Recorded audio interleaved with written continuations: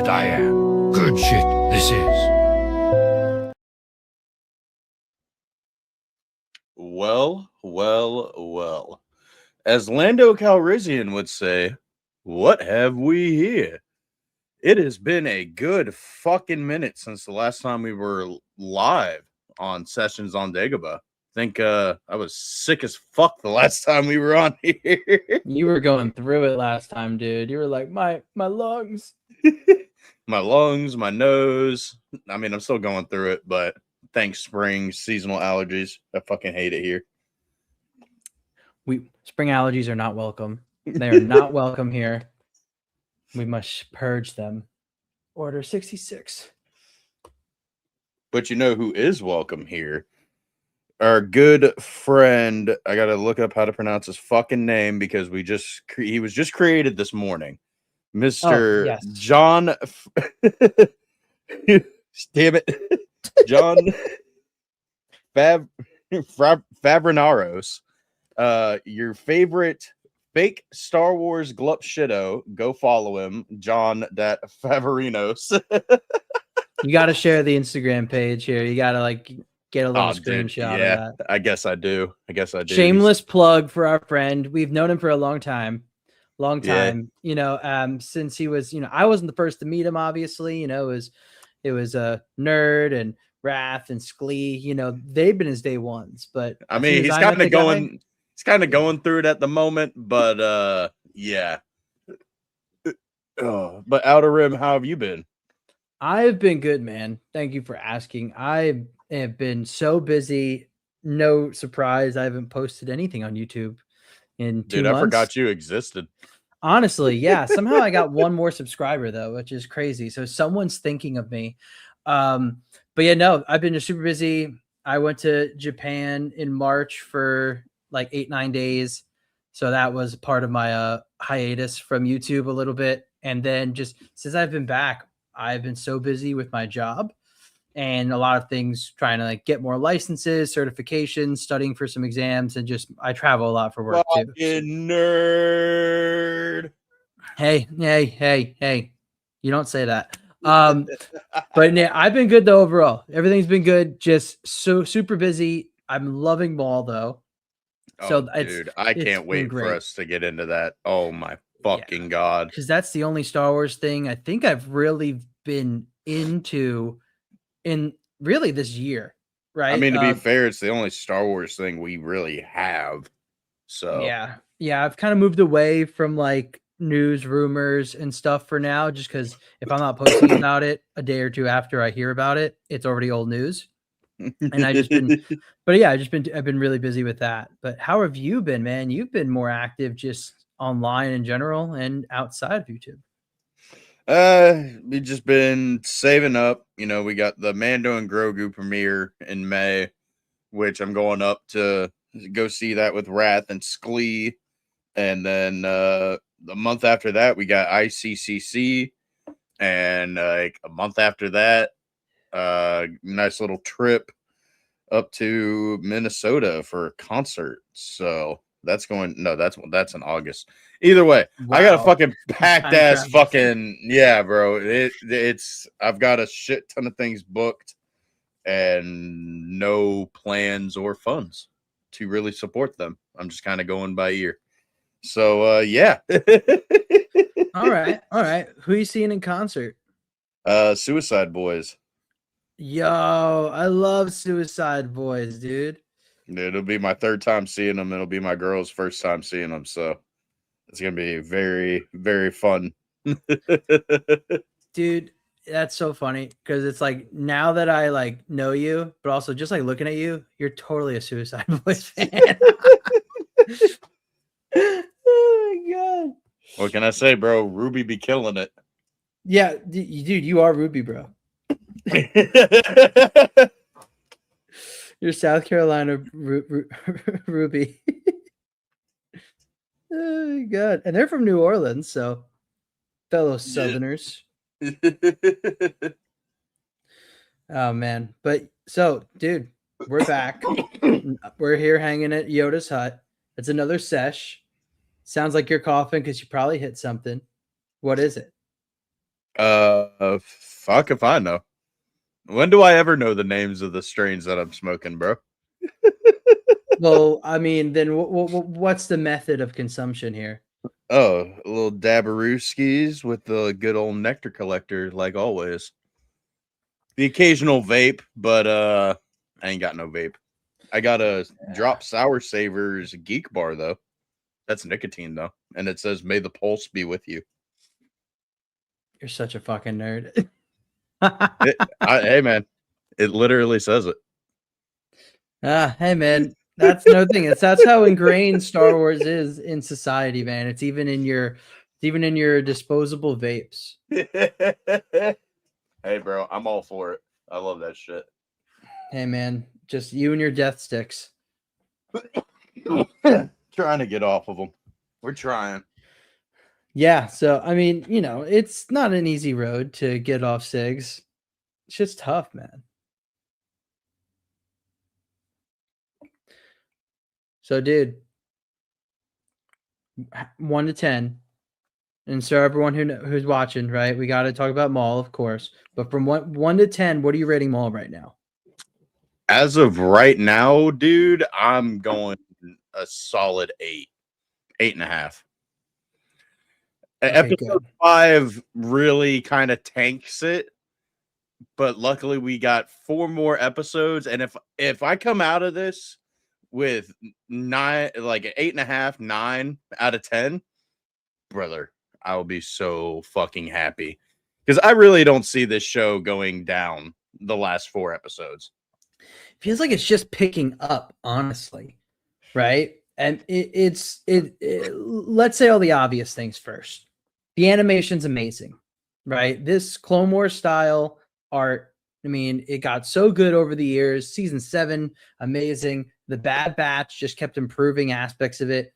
But then this is like another level of, I feel, color, and it's just so vibrant, but it's so well done and detailed. Like they really just have mastered this. So it looks amazing. Bro, literally, we've talked about it so much on the Broken Tusk and just the watch parties. Like the animation style literally is like unfinished paintings. It looks dark and gritty and nasty. And when I say nasty, that's not a bad thing. Like I fucking love it. It's like, ooh, I that mean, nasty. Like that. dude, I literally glazed the lightsaber blades crackling whenever Maul is like intimidating Vario, which I fucking hate that little fucker. I don't understand how that guy's a syndicate leader, and I don't understand why he hasn't been fucking killed off yet. But other than that, the show is fucking, oh my god, brother. Just give me all 10 needles and inject it into all 10 of my fucking veins. Damn, you only got 10 veins? Yeah, bro. Years and years of death sticks will do that to you. Shit, dude, you should see a doctor. Fuck. They're just trying to give me cybernetics, bro, and nah, I'm with Dooku, brother. Can't be having that mixed cybernetic fucking bullshit. Yeah, but wouldn't that just make you Grievous? Yeah, and exactly what happened to Grievous.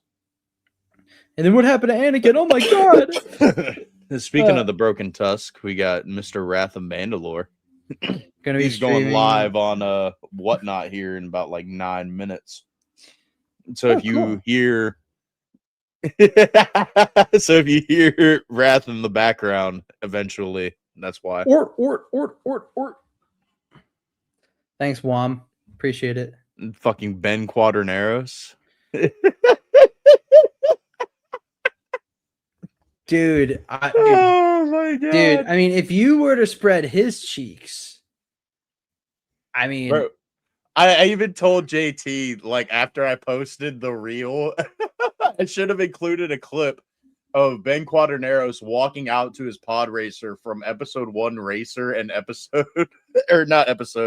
Racer Revenge.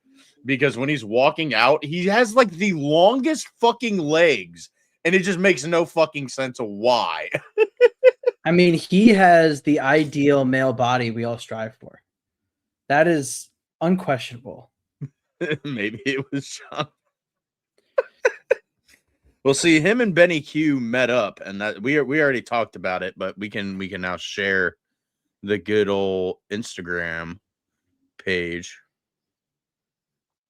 I mean, I've never seen, John and Ben ever meet up in the same place, Mr. John Favrinaros.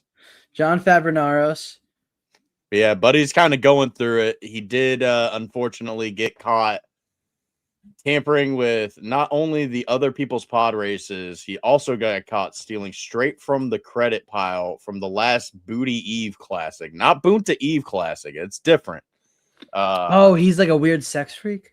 Yeah, bro. It's fucking... I don't know, man. We're still coming out with... Like, shit's still coming out about John Favorino. And, yeah. I don't know. Damn. I mean, he was a good kid growing up. I don't know what happened. I don't know, man. I just met him last night, so this is all like just now coming to light. I don't know. Yeah, I mean, he was great to smoke with, but I don't know. He might be. Oh, dude, you've gotten to smoke with him? Yeah, dude, he's always packing. He got shit on deck, dude. What? He didn't smoke with you? Oh, wait. Okay, I guess you don't fuck. No, bro. I literally met him last night, and then today he gets arrested. Damn, dude. Yeah, you don't know him like I do.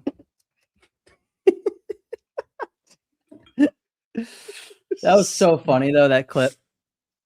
Honestly, can you play the clip? Like the oh my god, yes. Clip? One sec. Oh my god. That shit had me, dude. There was two of them. There's two clips that I edited and I put up. Oh, and dude, there are some cool AI videos later that remind me in terms of clips I want to play later. But yeah, for anyone in the chat, I mean, I'm sure all of you watch Broken Tusk, but that clip from your podcast, was it last night?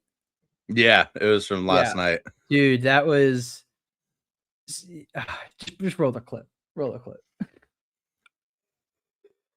I'm gonna fucking die. If you stretch John, could you hear that? Yes. Okay, one sec. Let me go back.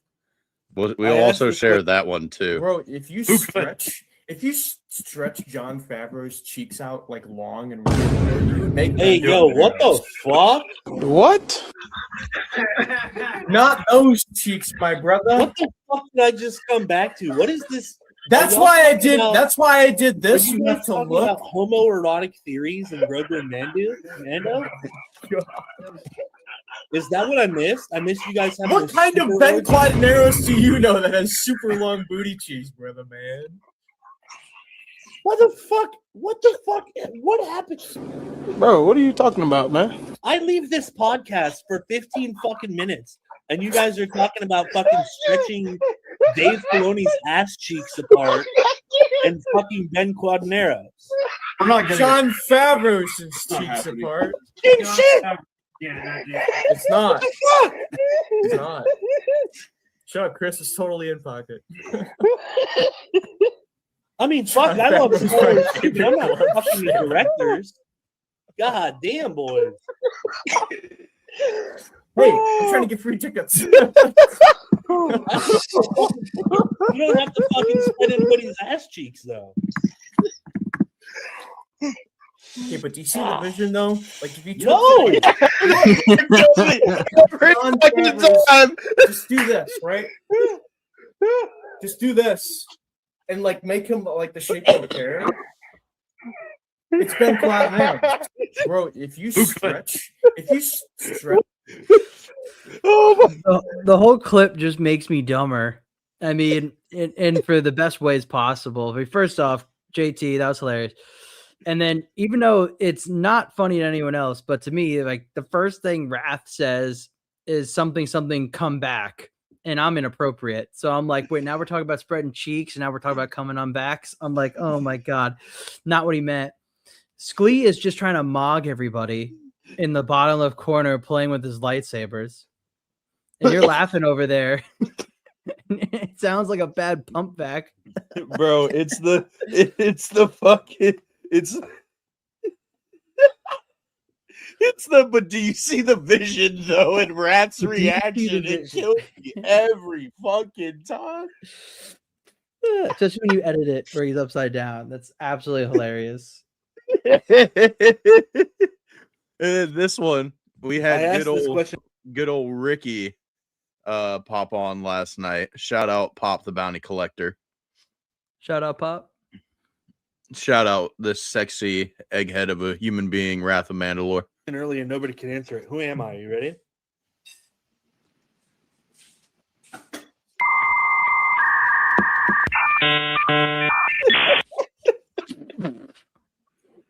He hasn't watched the sequels. Hold on. I got you. I envy you, Ricky. You watching, Ricky? Yeah.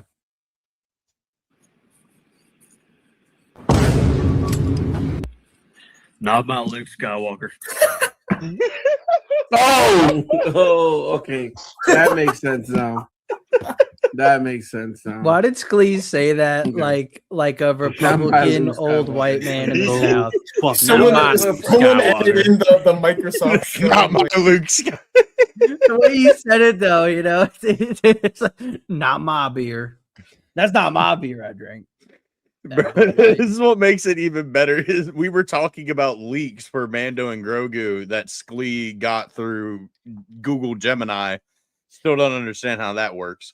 But Yeah, that's ridiculous. Like we talked about this last night. If I had a freaking nickel every time I asked AI, which I don't, but if I did ask AI to give me a fan theory and it was correct, it would probably be wrong. The leak would be wrong. It would be wrong. but Wrath didn't want to hear any of the leaks. So he muted himself and he walked away from the computer and he literally just comes back to JT saying, yeah, dude, if you just stretch Jon Favreau's cheeks out. I mean, what is okay? So, I mean, we haven't made a persona for it, but is it Jon Favreau as stretched out Ben Quaterneros or Dave Filoni cuck chair? Who wins in a fight? I'm going with with John Favorinos. In a battle, Favorinos. that's right. Because yeah, it makes sense. The Filoni cuck chair I made would probably not win in a fight. Hence him being a cuck chair. Oh, I gotta find that now. That's like one of my. Is that my last video thumbnail? It might be. You need to make a whole Instagram meme page dedicated to the for Filoni cuck chair. For Filoni cuck chair, just for where Kathy can sit. Shout out Bryant Collectibles. He was there last night with the whole Quaterneros thing. Nice. But dude, back to Maul. I don't think I could right now call Filoni a cuck. I don't think I can right now. But don't worry, don't forget about all of his past transgressions. However, dude, this show has been so good so far.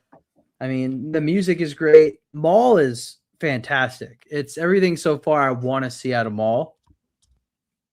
And this really actually made me happy to watch Star Wars again. Like, it's very reassuring of what I like. It made me very reassured of like, this is why we like Star Wars. Like, you know, it's not entirely like, you know, part of the Skywalker story of like the hero's journey, right? The mythos to and the lessons. But this is like the type of Star Wars I do want to see, though, right? Something related to Jedi and Sith, something that is combat heavy, the Force. It ties into some political intrigue, right? Because, you know, the Empire's there. You know, I'm not trying to watch everything like Andor, you know, which it's still good quality, but like this is this type of Star Wars I want to see. This feels like a Legends book brought to life. Dude, literally. I'm at a loss for words for everything about this series. From the sound design, I mean, Spybot literally is carrying the Shadow Collective on his back. I mean, Yeah. every scene with Spybot is just like 10 times better just because he shows up. Oh yeah. No, and it makes me like really understand when George's like favorite characters are pretty much the droids. Yeah. I see why. Like even Two Boots, bro. Even Two Dude. Boots. I like Two Boots. Like I'm not even I hope mad he at gets him a for calling redemption him back. arc. Well, dude, I was laughing. I hope Two Boots I was- gets a redemption arc Dude, I was because laughing so hard because the fucking Imperial officer pretty much just said, "Yo, fuck your shoes, bro." He's like literally, and Two Boots like looks sad. that's Like, what I'm saying, bro. Like I wasn't cool with Two Boots calling the Empire. But then when the guy was like, "Hey, those aren't regulation. Get rid of them." And he just looks down and he like his facial expression doesn't change, but you can tell that he's sad. he's And I kinda was like, "Bro, oh no, man. I It's hope like he when gets you're the in- redemption arc he deserves, man." that's like when it's like it's like the weird kid and who has like some crazy outfit or some shoes and they wear it all the time. That's like, they just like they wear that every fucking day. And someone finally tells them like, "Yo, your shoes are not cool, bro." Bro, what's crazy is I didn't realize that he was actually wearing boots. I thought they Yeah, just I didn't know called that him either. Two Boots. I didn't know that either. I was like, okay, like I get something with boots, but maybe it's because of the type of droid they are, Yeah, I was figuring like droid model, or maybe maybe he had like I don't know, paint defect on his fucking feet, or maybe No, I, he's I, legit wearing I don't know, bro. I was not expecting the droid to That's a actually be bro. wearing boots. Why does a droid need to wear boots? Hey, I don't know, but I'm fucking here for it. Like I'm here for the weird Star Wars shit when it fucking makes sense or when it makes me laugh and it makes me feel happy inside, and that falls under the made me laugh and made me feel happy inside when I saw it. What's the name of the cop again? Lawson. First off, Lawson holding down the law. Great, whoever thought of that. Ironically funny. But I guess was this the Star Wars version of Dora and Boots? Fuck you. Don't cancel me for that. But Oh my god. Fuck you. That was such a terrible joke. I'm sorry. I'm already halfway through my bourbon. So it's coming out. It's going crazy. But dude, I mean, I really don't have many nitpicks. I really want to hear about your episode 5. But before you get into it, dude, just gotta say, the reason why I love the character of Maul, and we'll get into the details, but the reason why I loved the character of Maul so much, and I was worried that this was gonna be like Maul overload, because we have been getting a lot of Maul since they brought him back in Clone Wars, right? So Yeah. it's kind of crazy, but he really is the best avenue. He's a portal into this side of the galaxy. He's the best portal into these type of stories, right? Like he's very much the reason why we could see the underground, the syndicates, right? Why we could still see stuff related to the Force, why we could still learn things about potentially the Sith or how the Force works from his point of view and get that crazy action and awesome stories where like it feels like other parts of Star Wars, Lucasfilm has not figured out how to transport us into this side of the world. They just either are like talking about boring Imperial shit or really dumb Jedi stories on how they hate the Jedi. So Yeah. Maul's been a godsend so far. Well, have you seen like shit like people like Screen Rant and a couple of other like the big headliner like pop culture cover people, whatever you want to call them? Yeah. Fucking like a bunch of these like reporters are saying like what I've kind of said, like this show is what the Acolyte should have been. Yes. 100%. This like Acolyte when it was originally like told to us years before it came out, right? It's hey, this is going to be a show from the point of view of the Sith, right? And it's going to dive more into a lot of those themes and maybe more about their order But then it just turned into that was just a facade, just to say, hey, here's a shitty story about why the Jedi suck, and Leslie Headland's therapy session about her father. Right? It's like, oh, you almost had me there, motherfuckers. Yeah, no, this Yeah, is but what this- Acolyte should have been. I mean, this show is literally taking me by surprise since episode 1, because I mean, I've talked about it. I'm literally a broken record when it comes to talking about this fucking show, because I literally talked about it last night, and then every time I've popped onto other people's podcasts, we all know I was not very. I wasn't intrigued by this show. I was more skeptical than anything. I was like, oh, great. Yeah. They're going to do a Maul show. And then Sam Witwer's comments came out about Maul being scared of the Empire and shit. I'm like, really?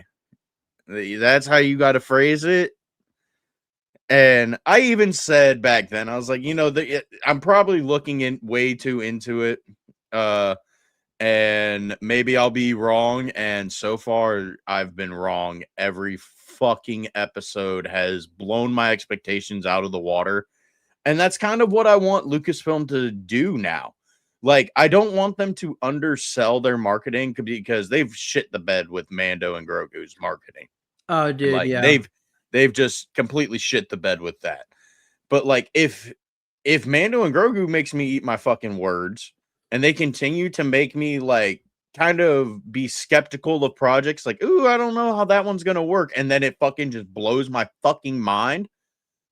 That's what I want. That's what Star Wars has always done. Nobody expected Star Wars to be what it was back in 1977. No one knew what the fuck it was. And then when they came out, they're like, oh my God. People like Roger Ebert were saying that it was an outer body experience. Give me that in present day. It should not be that hard. I mean, you're never going to have everyone be happy. Now, we're of the age we are, understanding that we love the prequels, right? And people who loved the original trilogy didn't feel that out of body experience even when it came to the prequels, right? And now we look back in hindsight, like, oh wow, like a lot of people now are saying like they really are a lot better than what people thought back in the early mid 2000s. But still, no one says that it's a bad, like, oh, it destroyed the brand type deal. And then what we've seen the last 10 years is mostly misses. And yeah, now we've lowered the bar so much, but even if the bar was still high, I think this Maul show would be right up there in terms of being loved, No doubt. No doubt. I mean, no doubt. It's done really well. This is also what I was hoping the Ahsoka show was going to kind of be in terms of like storytelling and quality wise through and through, but from episode 1 to the season finale, right? Like, because Ahsoka is honestly kind of like maybe like the flip side of this, right? Ahsoka could be a portal into this cool aspect of the Star Wars universe, which is more force related, prophecy, all these deep, sweaty force lore stuff, maybe more so from the light side point of view. But it didn't really follow through with that 100% in its first season. So I'm happy to see Maul has banger after banger after banger. Bro. I mean, it still can go one of two ways. It can be banger after banger after banger for the last 4 episodes. But or it could go fucking south, and they go the route of Vader showing up and looking like a bitch because he can't take care of Maul, and then Maul getting away somehow because fucking pocket sand or some shit. I don't know. I really just don't want Vader to show up in this fucking show at all. I really don't. I love the mysterious aspect of in Rebels when Vader shows up and he's like, "Oh fuck, I got to get the hell up out of here." Like, I don't need everything explained. Like, that's one thing with this show. Like, it's cool that we get to see more of Maul's story, but I feel like Maul should be one of those characters that just randomly pops up, does something, and then has to start over again. up until his death at Kenobi's hands, because I don't give a fuck what that fucking screenwriter says. Did you see that, by the way, No. Outer Rim? No. One of the screenwriters for this show was doing an interview, and somebody brought up the Maul death in Rebels, and was like, "Oh, could he potentially survive? Could he have potentially survived that?" And he's like, we don't know. We're focusing on this time period right now, and I really fucking hope that they don't fucking retcon that. Oh yeah, I think Thor Skywalker. I have it saved for like watch later. He sounds like he has like 1 or 2 videos about this topic, about how hopefully Maul isn't going to retcon things in that are supposed to happen after it, whether it's in Rebels or whatnot. But then also even specifically that scene, because I mean I love Maul, but I also love that he has an end, and I think the end they did finally give him was amazing. I mean, I don't see how the hell he could survive, considering they said that Kenobi gave him a proper Jedi funeral. And Yep. what do Jedi do with the bodies? They burn that bitch.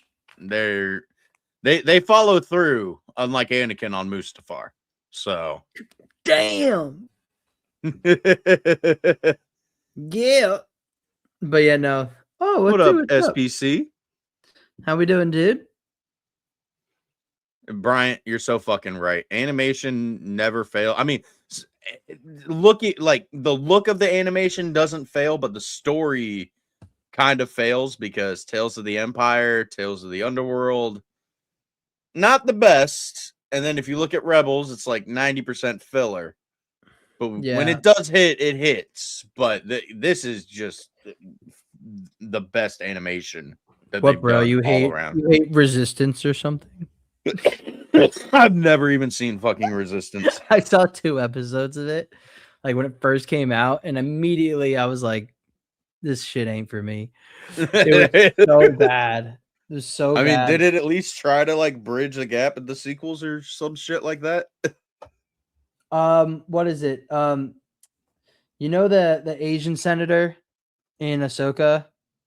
Yeah. It's like his son or some shit. Oh, Jesus Christ. Why do I Yeah. care about some senator's son? Yeah, and the senator's a dick. I mean, that's what I'd be saying about Mando and Grogu. I'm like, who the fuck cares about Rada the Hutt? Who the fuck cares about Embo? yeah, but he's voiced by Jeremy Allen White. Isn't that cool? I guess. I don't know, man. I don't even know why that matters. It's so stupid. Hold on, then the train of thought just left the station. But I mean, fuck. Bill Hader apparently voices BB-8, and I didn't know that. what but, fur? What? What fur? Do you know that clip? I do not. Was it's Bill Hader and Trey Parker? Because they're both like do stuff on South Park, and it's a clip. And Bill Hader he's also on SNL, right? I'm thinking of the right guy. Yeah. Yeah. So he does a lot The of dude voices that on does South the Park. Jabba impressions. Yeah. So he does a lot of voices on South Park, and there's just one clip. It's like behind the scenes clip, and it's like the old farmer cattle rancher guy, and Bill Hader voices like the guy with like the big head, the small like black sunglasses, and like the bandana and shit. I did not know that. That's fucking sick.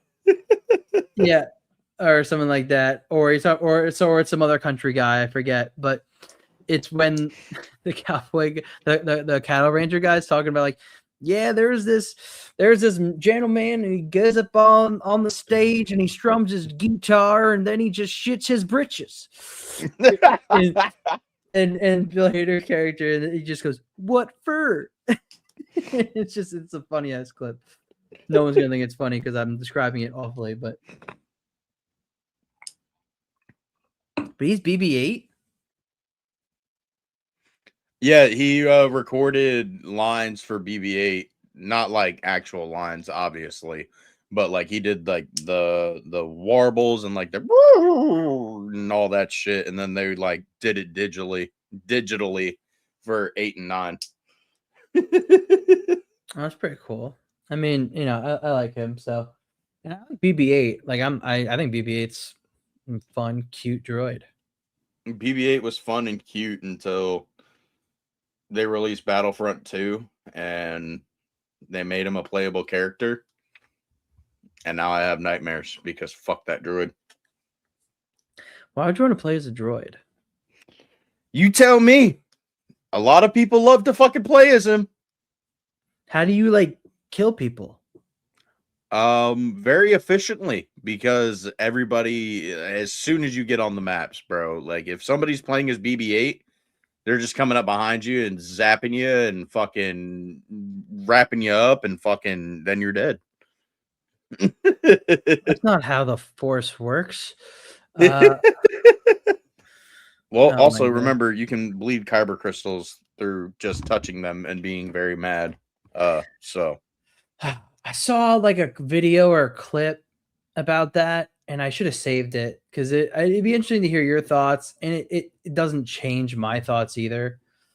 But it was like bleeding a kyber crystal it's not difficult for everyone, and it did give a good reference, but it was saying how like it's only difficult for those who are not 100% on board internally with going to the dark side.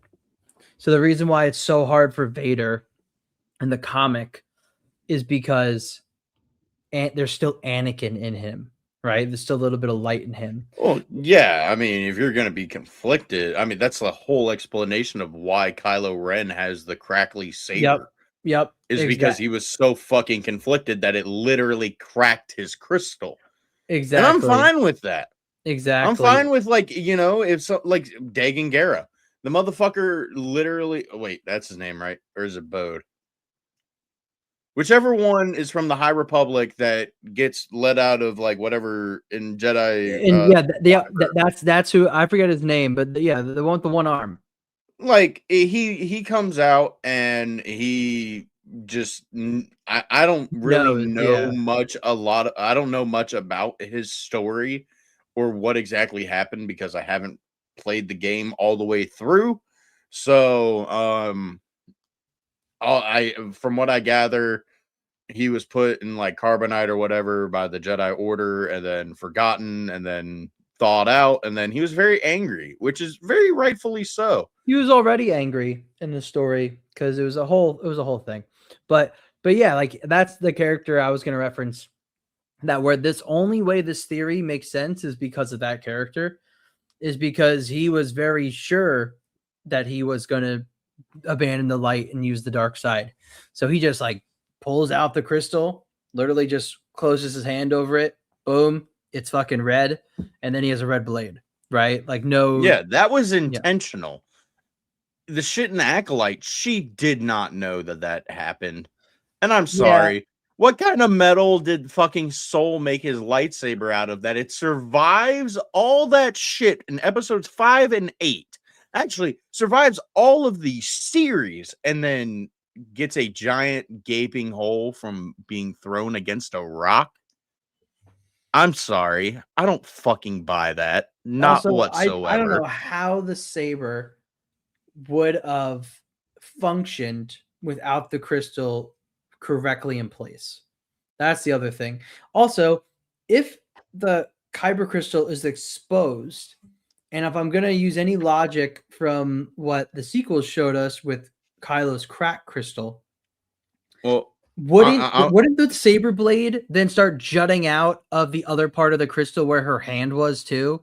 Like, wouldn't it be leaking out per se? Where like that makes no sense. This is what Disney did with the lightsabers. I don't know what to fucking tell you there, bud. Rian Johnson masterpiece. That was hilarious.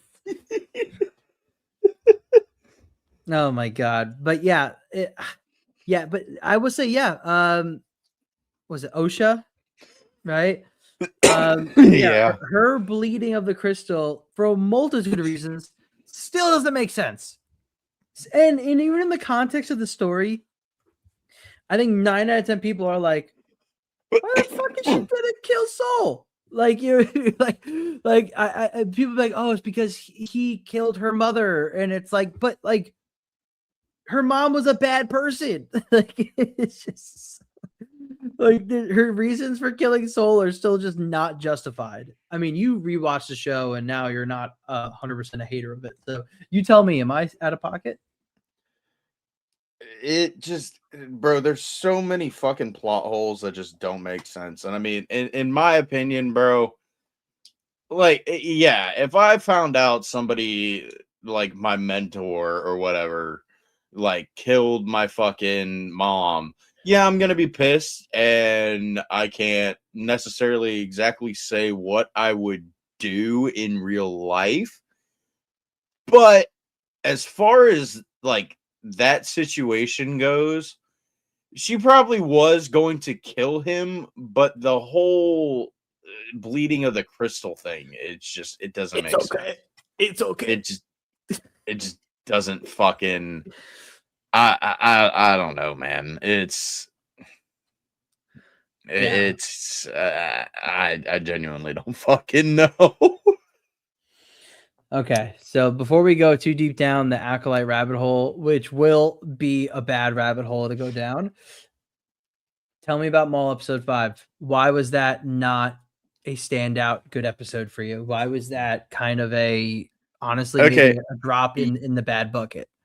You literally just got caught up watching the episodes right before we went live. Tell me what happens in that episode. Not a lot that I could actually even really say specifically, because to me it all one right now kind of bleeds into one watching for the last like 3-4 episodes. But yeah, no, you're right. Bro's not dedicated to the cause. He's not watching every Monday at 3 a.m. No, I'm not. I'm sorry. You know, I'm picking my nose and eating it. Yeah, no. So yeah, you're right. But then again, I'm gonna rewatch them again, so don't worry about it. Yeah.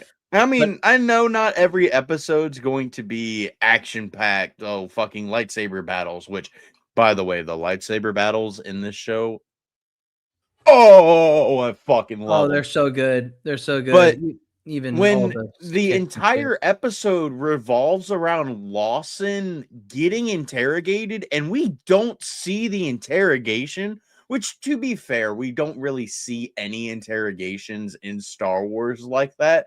Aside from in Clone Wars, when what was it? Cad Bane, and there was a couple of other times that like Mace and Obi-Wan and Anakin like kind of teamed up to like force mind trick people or to get information out of them.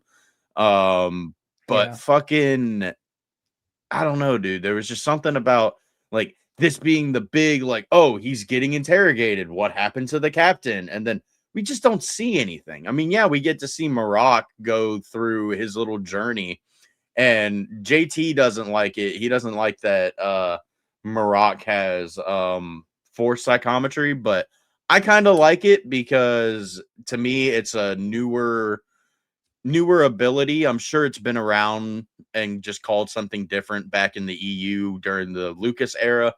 But it's new to me and I like it. I don't want a lot of people to be able to use it.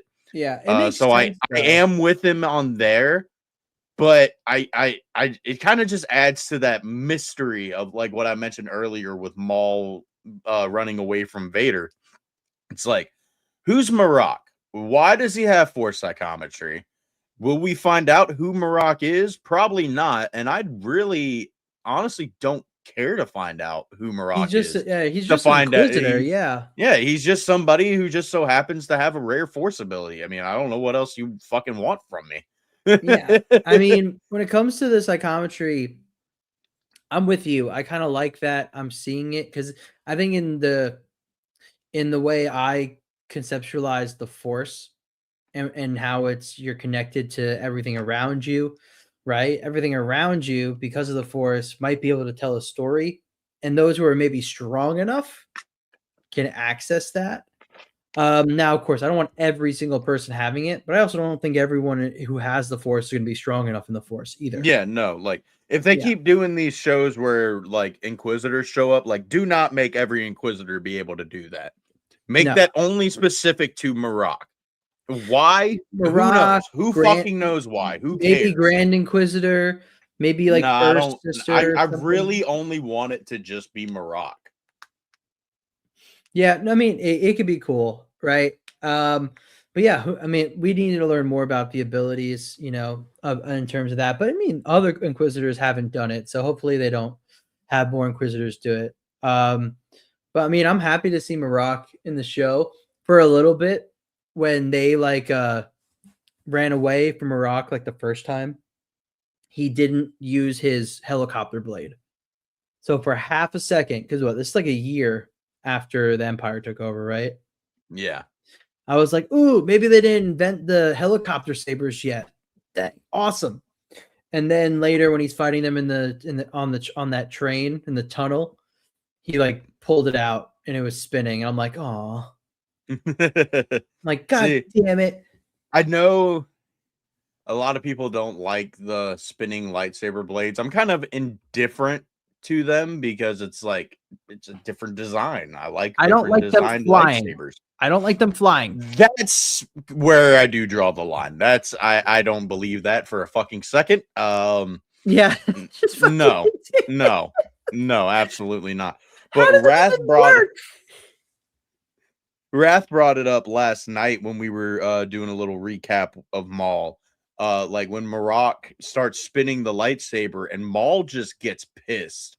He's like, okay, you got your fancy little automatic spinning saber, bitch. I invented this shit back in 1999. Fuck you. Yeah, no, exactly. I'm the one who put my arm straight out and I go 1 blade, 2 blade. I didn't, and then I spun it. You know, back in my day, you would just spin that shit yourself. You know. Now, yes, I know within Star Wars lore, obviously, saber staffs have been a thing since, honestly, probably like the proto sabers. But as far as us seeing double-bladed lightsabers, Darth Maul was the first fucking I don't even know if it would have been around on a proto saber, right? Because the bottom of the saber hilt had to be connected to a battery. That's true. Well, you never fucking know, bro. They were doing weird shit back in the day. Yeah, man, they were imbuing swords with the Force and shit. Fucking loonies. Shut the fuck up. but you know, it makes sense that, you know, the first time we saw with Maul is because, you know, the Jedi had at that point in lore abandoned the double-sided lightsaber because they saw it more as a dark side. Exar Kun. Shut Exar Kun. They saw was it a Junta Paul? I forget who had the double-bladed blue lightsaber. That was a Sith. I think it was Exar Kun. Let me see. Let's go Exar Kun lightsaber. But yeah, for anyone who doesn't know, double-bladed lightsabers in terms of lore, and I think it's probably mostly in Legends where this is, because I think we're going pretty far back. It was Exar Kun. It was, right? Good. Okay, that's what I thought.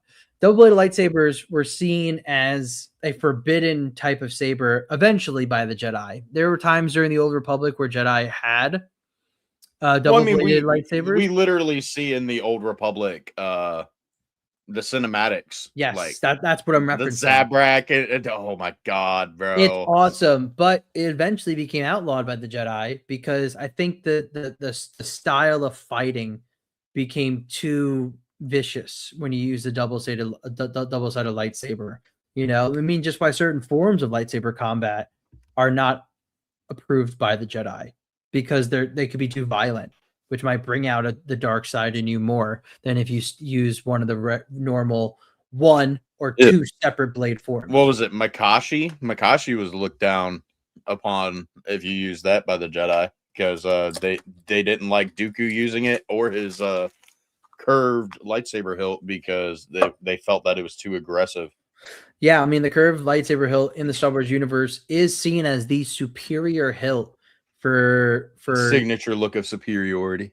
Yeah, dude. Yeah. Yeah, it was seen as the superior hilt in terms of how well you could maneuver your blade because of the way you can grip the saber. I mean, that's why Darth Bane had the curved hilt, and you can get more leverage on it as well. So, but that's why the Jedi didn't like it either. Because I mean, if you can just go nuts with the saber, they were like, you seem a little bad, buddy. Yeah, because the lightsaber was only supposed to be used in terms of self-defense and protecting like the people of the Republic. So for like people like Dooku, Makashi, that focused on saber to saber combat. Who does saber to saber except for the Sith and the dark side? Exactly. Also, Makashi, from what I've gathered, is a very offensive type of stance, that type of style.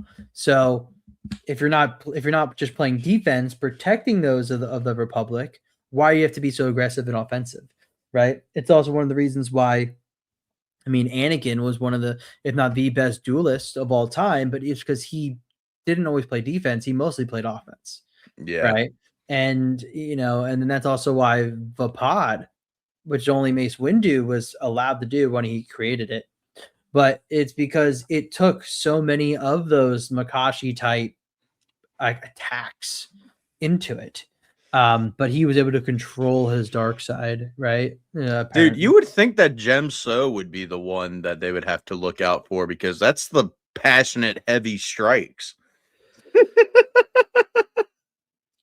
Who knows, right? I would love to get more of a deep dive onto saber combat styles, and I would love to learn more about when they actually outlawed some of them, right? Like, I would love to hear the reason why, because clearly they used it for thousands of years already, up to that point, up to the middle of the Old Republic era.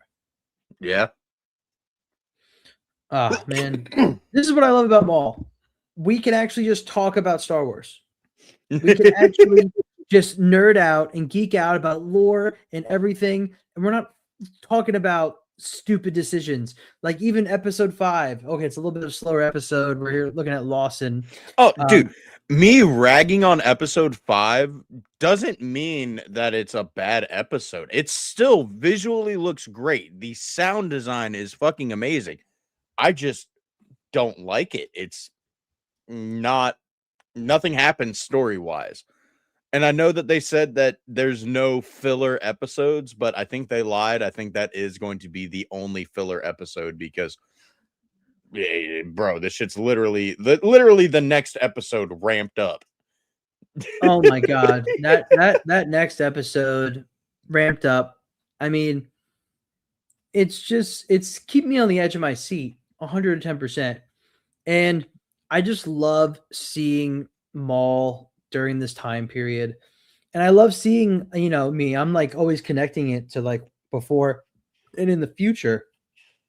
And dude, this man has been starved for an apprentice all the way until Rebels. Like, it's actually insane. So I'm kind of glad that you brought up the apprentice thing because I did kind of had a realization last night on the Broken Tusk. What if they subvert our expectations and Devin does not join Maul like at all? Okay. And who do you think it would be? Honestly, I don't know. I'm a little concerned that Daki hasn't died yet, her master. So I don't know. I could see it.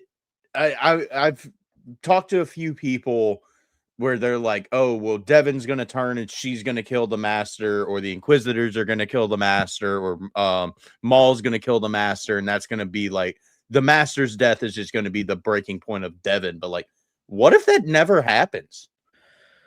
Right? Yeah. What if it like Maul is just in so pursuit of her to be his apprentice that it maybe, because they're going to subvert it, it just won't be her. Right? Like I could just see that happening. Now, like, do we know if it's going to be a multi-season show or is it a one-time? It was already greenlit for a season 2 before episode 1 even dropped. Okay, because I will say because they're starting it 1 year post Order 66, you could have this run for 3, 4, 5 seasons, and you could even do it like year 2, year 3, year 4, year 5, or spread it out a little, right? Okay, well, let's see.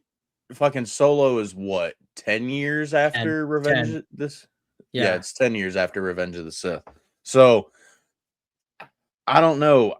Like I said, I don't want to see like gaps really filled in with Maul's story. I think it would be cool to see him like try to rebuild the syndicates and try to get his apprentice.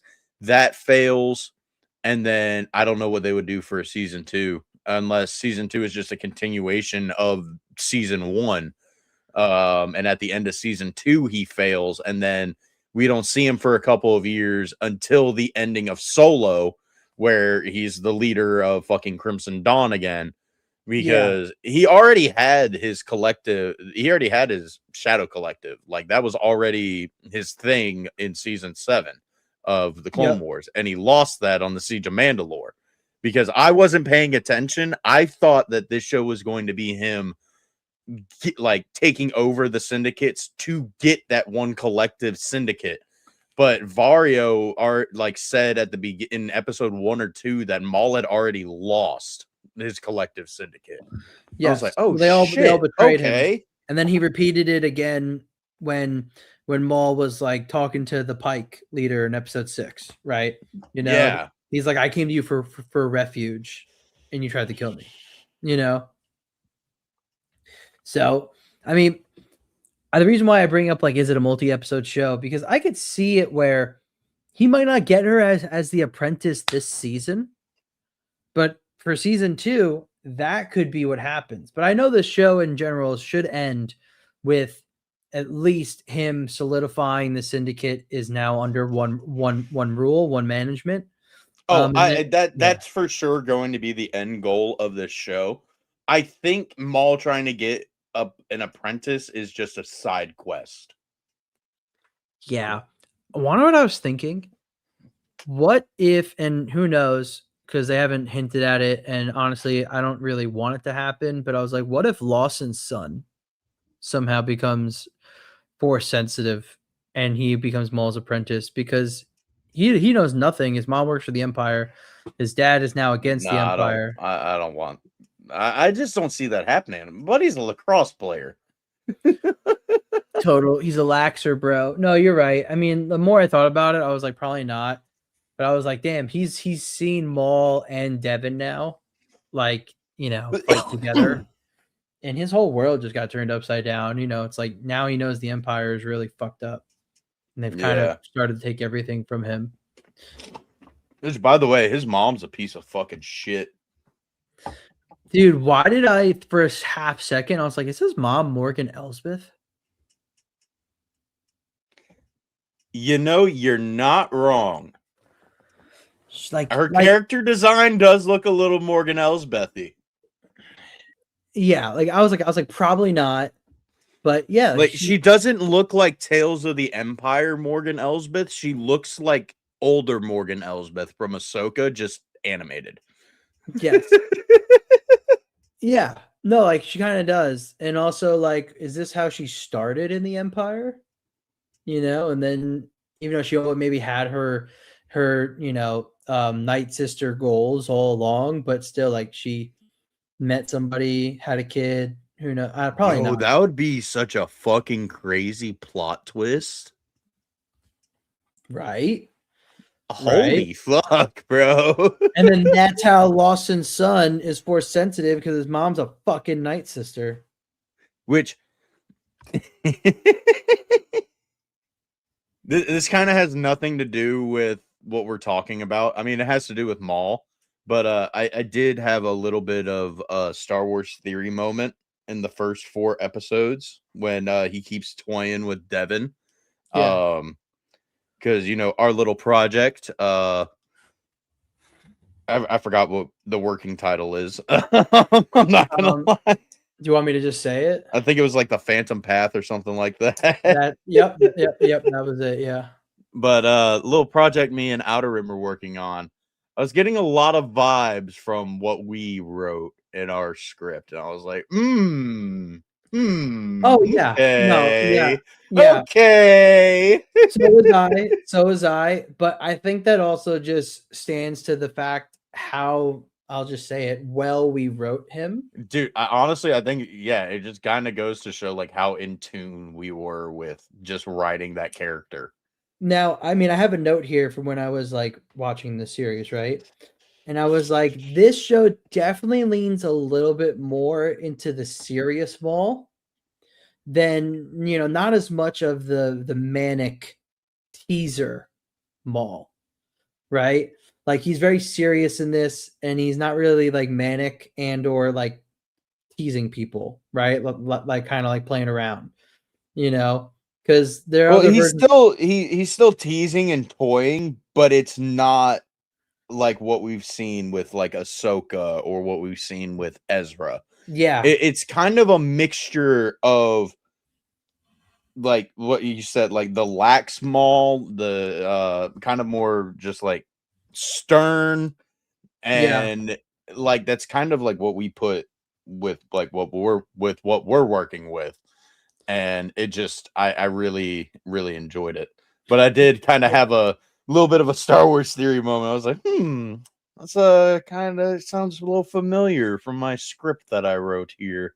yeah. But But when I'm he talked nowhere about, I'm nowhere on fucking Lucasfilm's level. Like I'm nowhere near on their radar. Like I mean, there's people with like 200 subs out there getting invited out to Lucasfilm, and I'm not even on their fucking radar. no So way Lucasfilm would have seen. No way. yeah, there's no way. No way. No way. Someone that we gave access to the Google Doc would leak it to them. Also, they don't even have like access to do that. But well, I was kind of like comparing it too. I was like, okay, so like Armwall has these serious moments, but we definitely played more into the manic teaser. Well, yeah, ours is also set like 7 years after this show. So Yeah, yeah, yeah. Exactly. So, which but is really fantastic because we had no idea what this show was going to really have. show wasn't And even I announced. feel like we really don't even have to fucking change anything in our fanfic because it still lines up perfectly with what they've set up in canon. 100%. It's 100% what lined up with what's set in canon. Even with this, that's also why we did it a few years later. But we also wrote it before the show was announced, which was crazy. What else? I mean, I think everything still holds up extremely well. I probably wouldn't change anything. One thing I do like though is like when he talked about like being under the heel of the Empire, right? In this show, I was like, oh, that kind of reminds me of the squash like a bug line we have. And I'm like, okay, so we've really nailed him according to how Lucasfilm writes him, because just they're not the same exact words, but it's the same message he's getting across. And I'm like, oh, it's like dude. poetry, it rhymes. And one thing I absolutely love that Sam Witwer's done is I messaged our voice actor guy for a project about it. He really adds like the Peter Serafinowicz like tone to his voice. Yes, And it does. fucking love it, bro, because you do hear elements of like Clone Wars Maul, but I'm getting like 90% Phantom Menace Maul, like where he's like, at last we will. I can't do a fucking Maul impression, so where he's like, at last we'll. Revenge of the Jedi. Yeah. When he's talking on the balcony, like that's what I'm getting 90% of Well, this because show. I mean, half of Maul scenes are in a dark room underground. And Clone Force put it perfectly in a couple times that he's popped in alive or just we've been talking. Like this show makes Maul feel like the Phantom Menace. Yes. I mean, especially episode episode 3, bro. Like every episode that comes out, it's great and it's fantastic and just phenomenal and so many other fucking words that I could use to describe them. But everybody says like each episode is peak. I feel like the show peaked at episode 3 where he's talking in the shadows to Devin. And it's like cutting between him and Devin and Lawson and his son's lacrosse game. And I mean, it's kind of like a damned if I do, damned if I don't situation with that episode, because I really love the Maul and Devin stuff.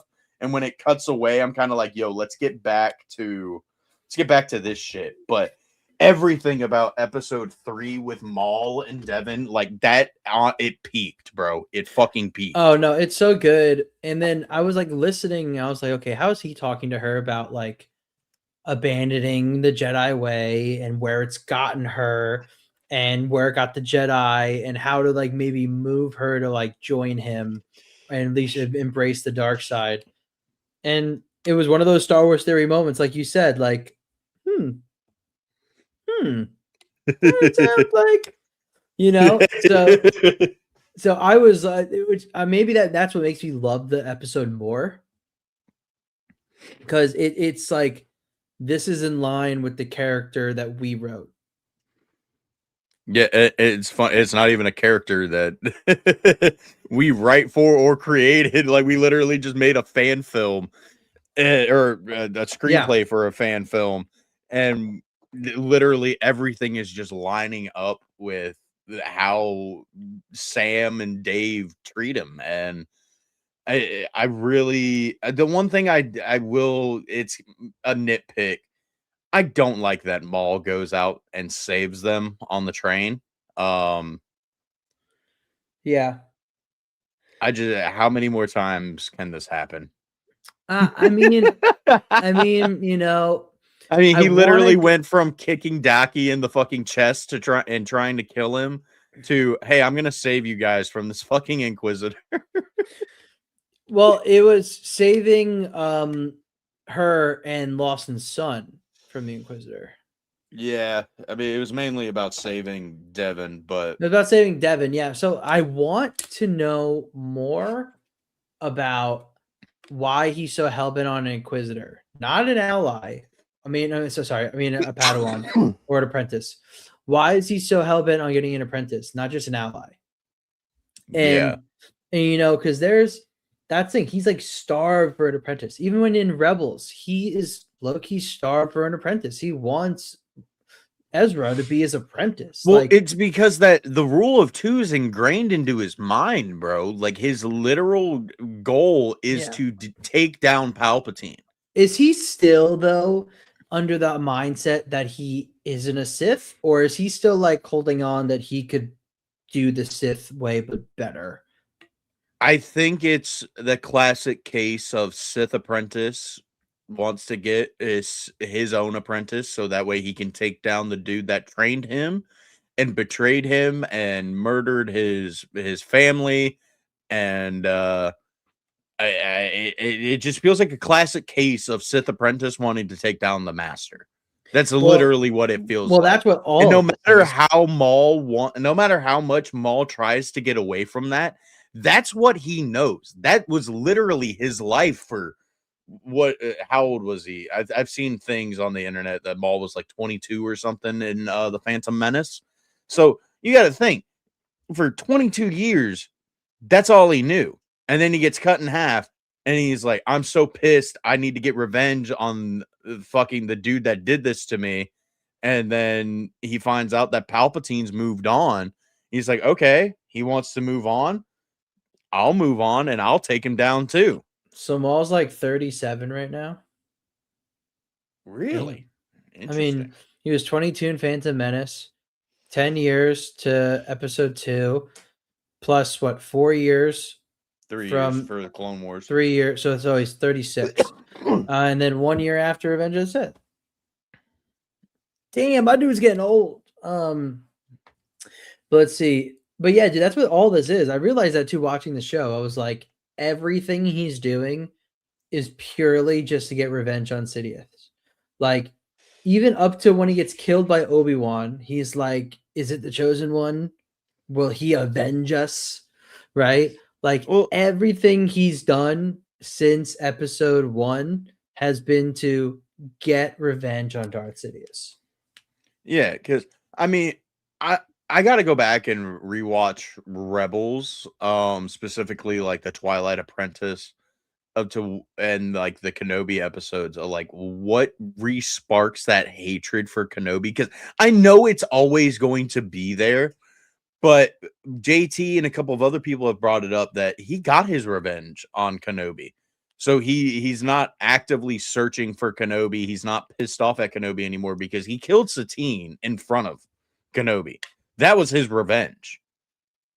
So like everything after that is definitely just trying to take down Sidious. He's taking down Sidious. I mean, he's not going after Kenobi in the Rebels episodes to go after Kenobi. It's something that he saw when him and Ezra That's right. That's combined right. the two holocrons. It Yeah, brought it pretty much he got a vision. It brought it back. It brought him Yeah. back to like, oh yeah, fucking Kenobi. Because okay, I'm remembering now. But I don't even remembering. think it was because it's Kenobi. I think it's because the vision of the twin sons. Yep. In when you combine the Sith and Jedi holocrons together in that episode, showed him essentially, hey, the way of the future of what's going to bring down Sidious is somewhere on a planet with two suns, and it probably told him Tatooine. And essentially, Maul goes looking for that because that's what he was shown, and he finds Kenobi. He finds Kenobi there. So then he goes, no, because when he's on Tatooine, he does the whole I can see him in the splinter of my mind's eye. Kenobi. Kenobi. oh yeah. Well, okay. So I'm not getting the details in the right order, but like he gets brought there, right? And then yeah, he sees Splinter in my mind's eye. It's Kenobi. So something about taking down Sidious has to do with Kenobi, and he still hates Kenobi, but it's more about something connected to the planet with twin suns and Kenobi leads to Sidious's downfall. I need to figure out what the fuck it is. And once he actually sees it is Kenobi there, and he's like on his shit, as Sam Witwer says in that great interview, like, oh, this isn't a hermit. This is some guy that's like on the top of his game right now. He then is like, which is what he should have been in his own show, but we won't talk about that. Yeah, so he's still got like 9-10 years to get good at it again. But yeah, he then was like, oh, you're protecting something, and this is probably a someone who is going to be the one that's going to avenge us, right? And Kenobi's like, yep. Now die, old man. Like, then he proceeds to burn his body, and then he comes back because he's angry. Isn't that so? That's so crazy though. If I was Maul, I think I'd be so pissed. Like, I hate the Jedi. Don't give me a Jedi's death. Like, what the fuck? Well, I mean, it kind of plays into like what I say about like Rey should have kept the Palpatine name. Like, that's just like the ultimate last slap in the face. Like, this whole time, Maul hated the fucking Jedi, and then he gets a Jedi's funeral. It's like, oh, Palpatine did all this terrible shit in the world, and now Palpatine is running the Jedi Order. Like, what? That is the ultimate slap in the face to Palpatine right there. Yeah, but you have to remember for the sequels, good ideas don't exist.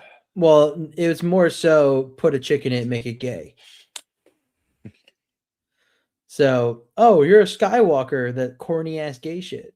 I mean, if they wanted to put a chick in it and all that, they could have just done it with Leia. But yeah, exactly. But I'm actually happy they didn't do it with Leia, because looking back at the time when the sequel started to come out and the culture wars that's been happening since around then anyway, if they were to make Leia the main character and super powerful and awesome, it would honestly probably with the mass audiences make people hate Leia because of the girl boss shit.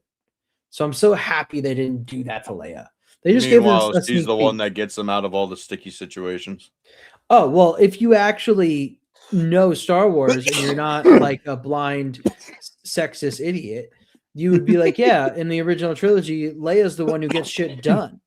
Like, she's amazing, which George talks about all the time. And he goes, just because she doesn't wear pants doesn't mean she's not a hero.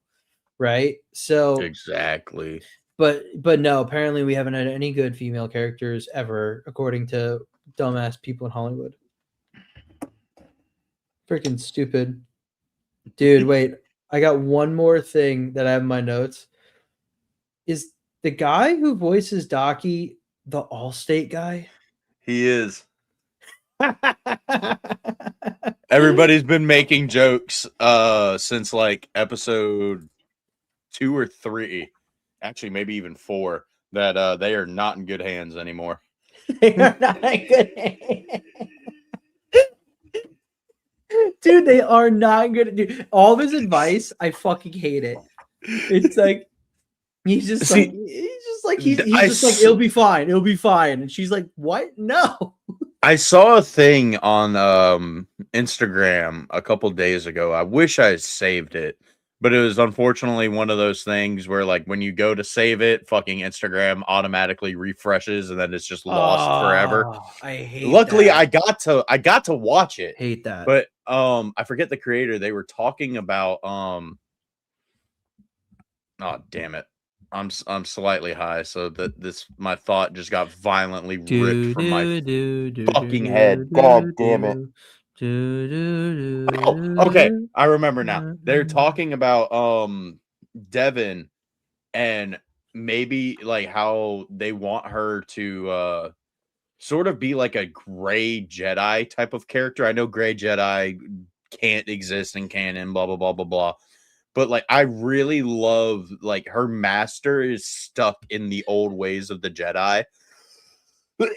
Like we see in episode 1 where she wants to go and steal the fruit, and he's like, no, we will ask, and we will people will just help us if they're kind. It's like, brother, you need to kind of adapt. And I love like her little dark side tendencies and just like the little well, she's confused now, right? Like Maul's starting to get in her head. Like, well, this was even before Maul, because she was like, I'm tired of doing this. I'm tired of living in the shadows. Oh, blah, yeah. blah, blah, blah, That was blah. episode 1. Yeah. Yeah. And like, even like when she's being interrogated, like they bring her into the police station, like she's just like, I'm not gonna talk to you guys. Like she's just being a little fucking asshole. But I just love the I don't know what the word I'm looking for, but like the duology of their fucking their chemistry. He's losing her for sure. Like, you know, like they have a really tight bond, and I like him a lot as a Jedi and a master. I mean, clearly when he like stepped in like the first time and like helped out Lawson and like held up the fucking bridge and was like kicking ass, I'm like, yo, this is a strong dude. He's a good Jedi. And I mean, yeah, he's still stuck in some of his old ways, but then also he's also changing and adapting too in some aspects, because remember when like she was like, oh no, like we need to like help the police and like do this, and he's like, we need to like worry about our survival first. We're no longer keepers of justice and peace. Like we're no longer that. Like that, like our survival is the only thing that matters. So it's like they both are on the opposite sides of like each debate, but depending on the debate, one of them's light side, one of them's more selfish, and vice versa. It's kind of crazy. Dude, what if Maul turns both of them? Dude, if Daki goes dark side, I would think he would be extremely powerful. Bro. I'm really glad you brought up the bridge scene, because I mean, I know I rag on Star Wars Theory a lot of the time, but I did watch his recap video, the first 2 episodes, and I really love like the way he described it. Like Maul knows how the Jedi operate. So instead of drawing out the fight and, you know, just exhausting himself and all that, he's like, you know what? I know how these fuckers work. They're civilians. You're gonna help the people who need help, and I can get away. Yeah, which I noticed that Maul too. ending the fights on his own terms, but at the same time, it's like I said earlier, how many more times is he gonna do this, and why like the lightsaber fights are just kind of he's gonna have to kill somebody. Stakes. He's gonna have to kill somebody that has a lightsaber. Like he can't just be killing stupid policemen. You know what I mean? And syndicate members. Like he needs to eventually kill Marak or Daki. Like like that. Like to surely assert himself. Which we know who he is. but to assert himself to the audience that he is that dude, he needs to kill someone with a lightsaber soon. But yeah, I noticed that while I was watching the episode, I was like, oh my god, he's so smart because he's just like, yep, because he can tell. He goes, I know you're a Jedi. Like, Well, you know bro, what I mean? you were to go back a year ago, he would have kept fighting Devin and Daki. But he knows, like he knows how the Jedi operate. But like you said earlier, he's more in tune with stuff. He's more methodical. He thinks things through. He's just more clever. You go back to pre-Siege of Mandalore, he's not doing any of that. He's a He might savage. have thought he was doing stuff like that, but he wasn't doing anything like what he's doing in this show. No, he's way more methodical. He's thought out. He's patient. He's very patient. But I want to see more about really why he's so hell-bent on an apprentice. Like, at least like in his own words. We can assume, but I want him to Yeah. say it in his own words because I can tell the Mandalorian girl is like, is this a weakness of his? You know, like because he's kind of Yeah, Rook's getting a little in danger. Rook's getting fed up with his fucking bullshit about this girl. No, she is because he honestly is putting them in danger. Like now the Empire is right where they are because honestly, he can't like let go of this idea of getting this girl. Yeah, I mean, it started out as getting revenge on the syndicates, but it's evolved. And Yeah, well, he didn't. I anticipate genuinely finding think her. it's I think it's the whole like just that whole route of I gotta get an apprentice so I can take down my master. I think that Yeah. is just the root of it all. It's so ingrained in him, but it's just that I remember when we were referencing the Rebels stuff with him and Ezra, right? He's like, I'm not a Sith anymore. Right, he's on Malachor to look for the information in that holocron on how to defeat the Sith. So, and I am just blanking a little bit in my knowledge here. I forget if he is still in that mindset at this point, or if that's something he develops later on in the timeline before Rebels. Because, I still forget if he's sees himself as a Sith or not. That's a good question. I don't even know if like in Clone Wars if they even cover that.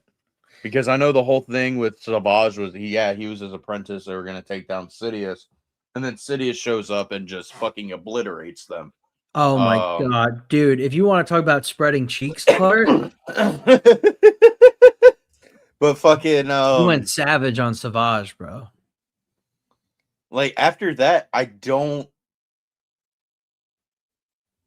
I don't really remember them covering if he sees himself as a Sith or not.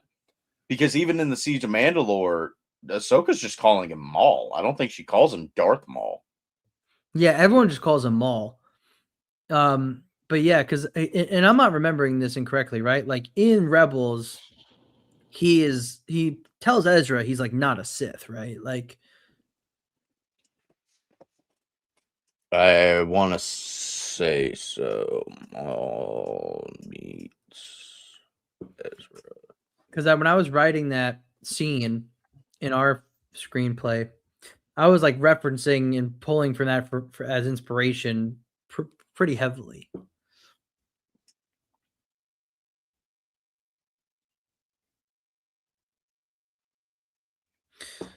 Oh, Rav. I'm locked in. 1 hour on whatnot. Talking to myself is more than enough. Laugh my ass off. Dude, Wrath, get in here, bro. I want to hear more about spreading cheeks. Oh my god. Let's get Wom in here, bro. Wom. You probably get him in after a nice little smoke break. I don't know if you do, though. Yeah, bro. I do.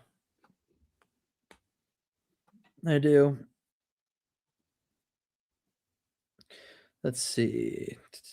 But yeah, also I got like some I got a Skywalker Stories video I want to definitely watch when we come back.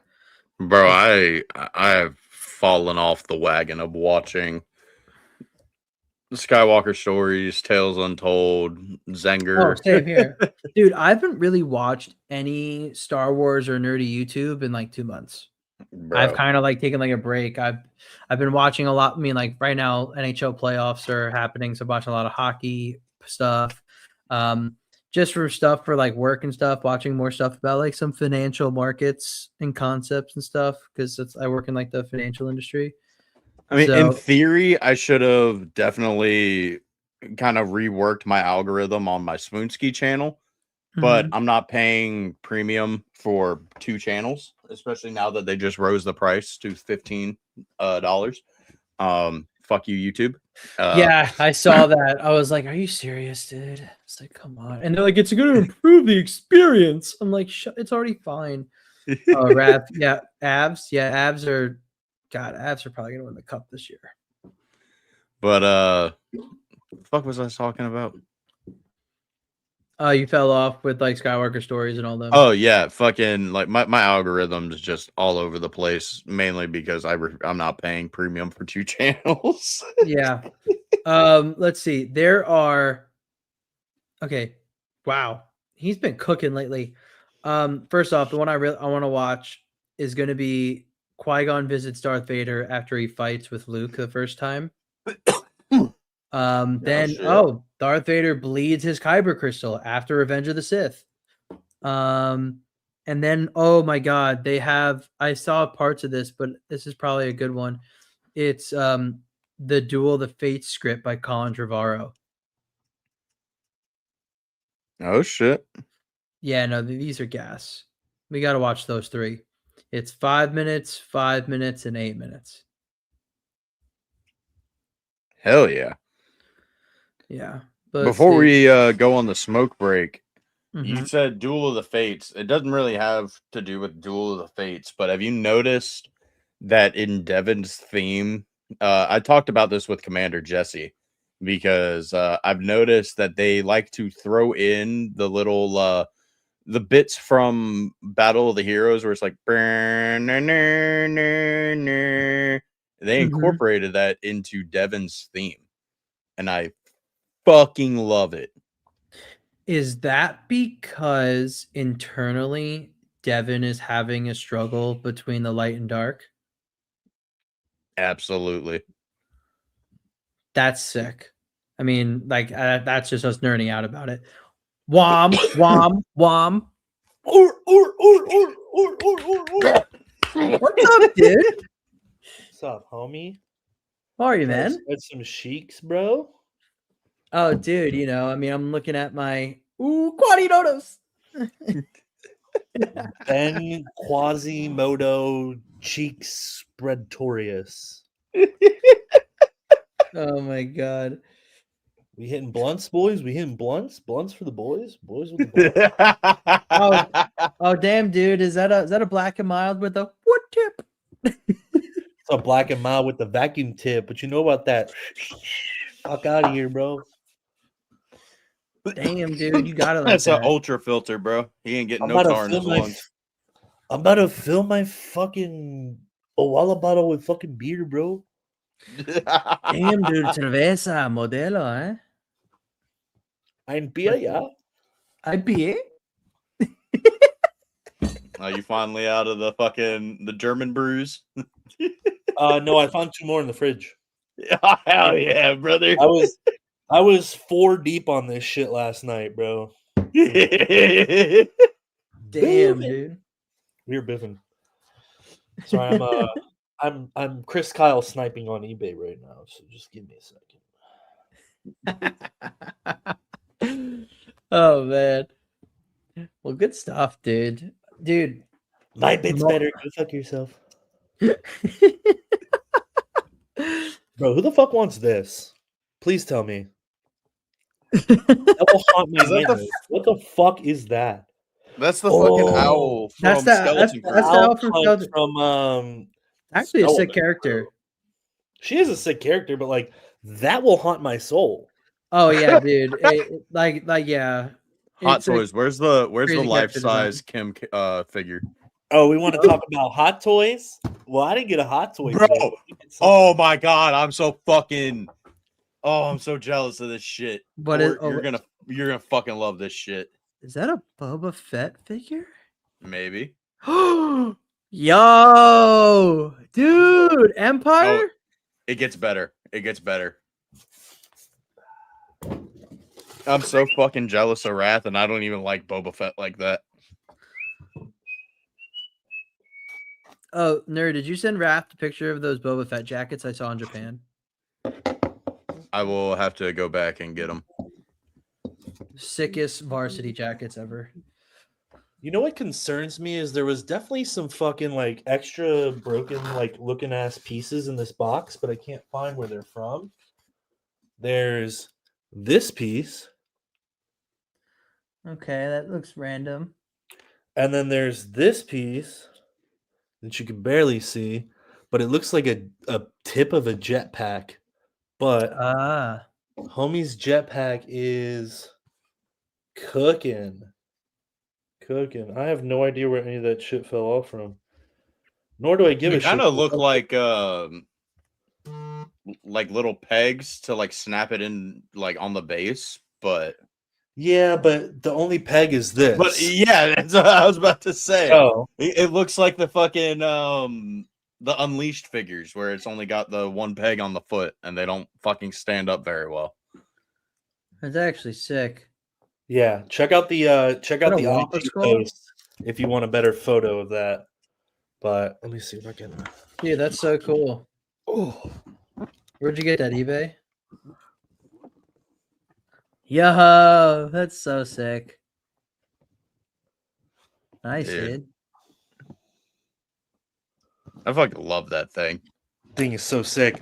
I got a fucking deal on that. That was Facebook Marketplace last night. Doom scrolling, and I saw this. I saw this fucking sideshow, or not sideshow, Gentle Giant, and I was like, all right, I'll click on it because it said enter the page to see the price, and I was like, all right, I'll go see. It's probably because I've seen these floating around. They run you about 200 to 200 to like 275, and she had it listed for 215. Wow. No, this one wasn't the 215. This one was listed at 170.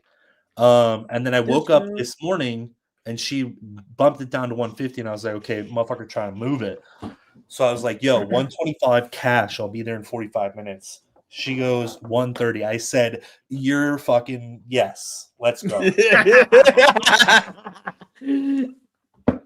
Oh my god. But I full sent on that. You know the crazy thing is, so I don't know if you've been locked into the Wrath of Mandalore lore. I hit a deer on my way back from Lexington. Yo, fuck. Fucked the entire radiator, fucked my bumper, fucked my hood.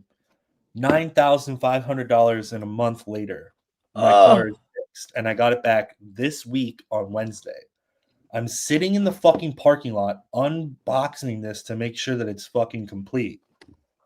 And this bitch, I'm parked off. I park on you'll ask my wife, I park far as fuck away from everybody so that nobody can fuck my car up. I can confirm Wrath parks the farthest away from everybody. I parked in the fucking boonies on the side. There's not even a fucking storefront in front of me.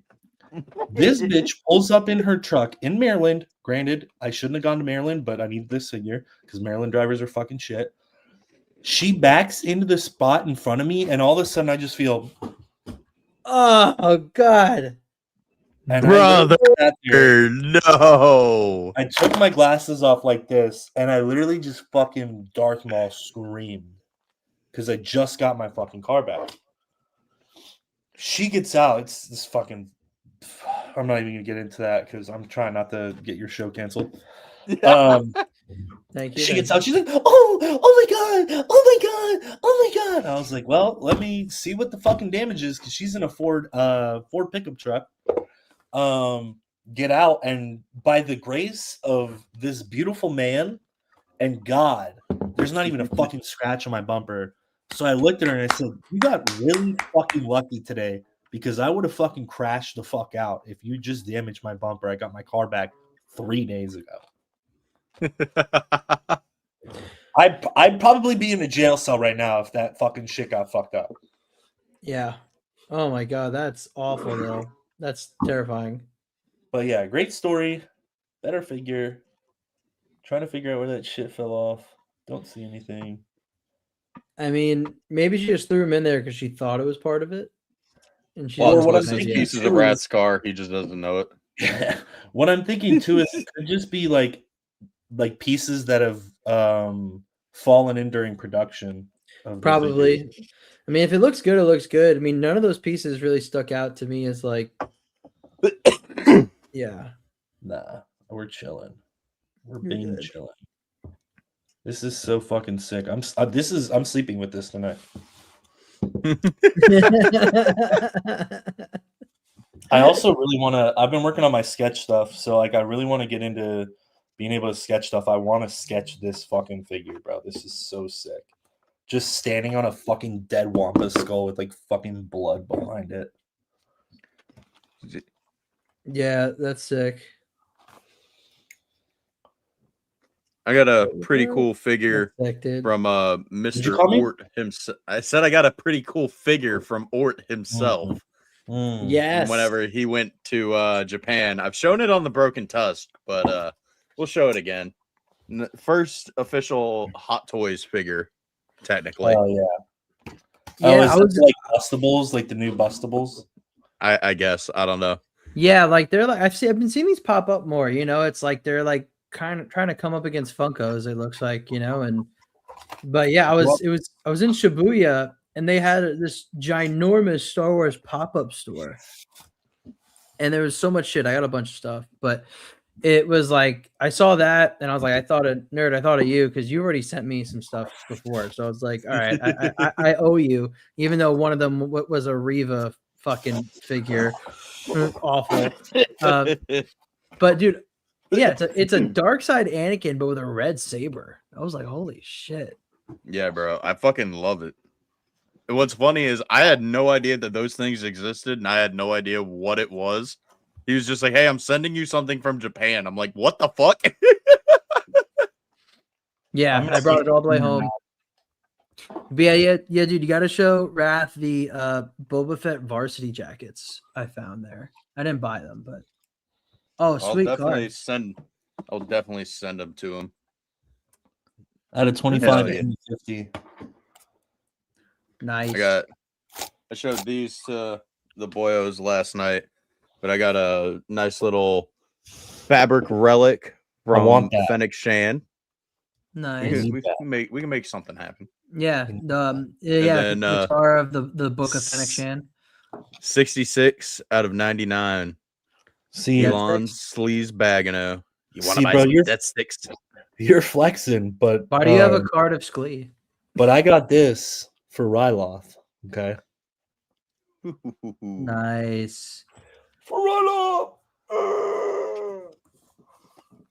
I got a whole bunch of shit coming in eventually. I mean, if I really want to flex, I'll show this beautiful picture of the 3 sexiest men in the galaxy.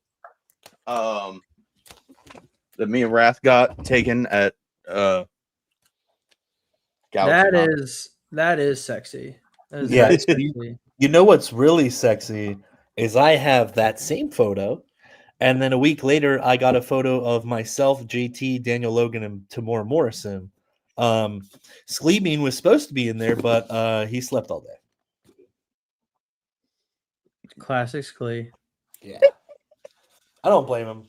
I know what he was going through, so. Fucking Bryant. Well, we still have time left in the stream, Bryant. You know, as a matter of fact. Oh, God. Oh, God. Well, I think on that note, I think I can go for a little smoky break.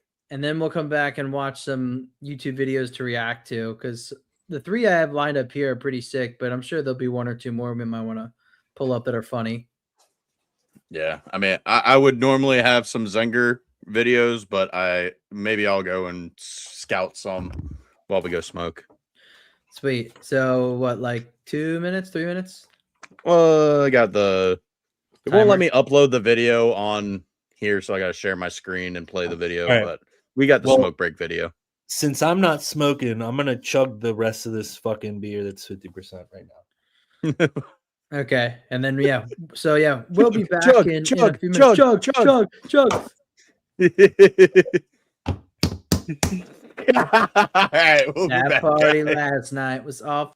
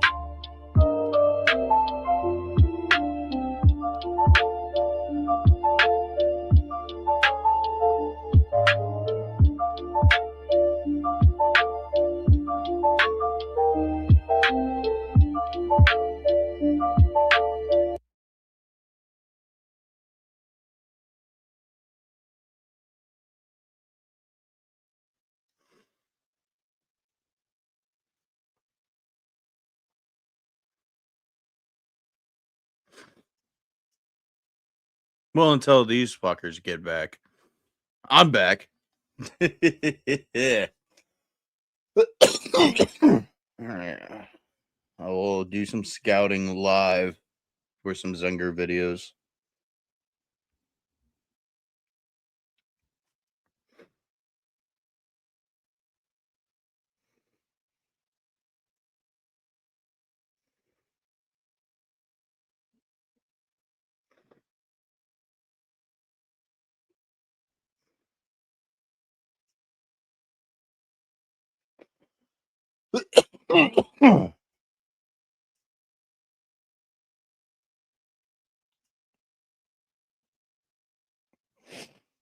You're Yeah.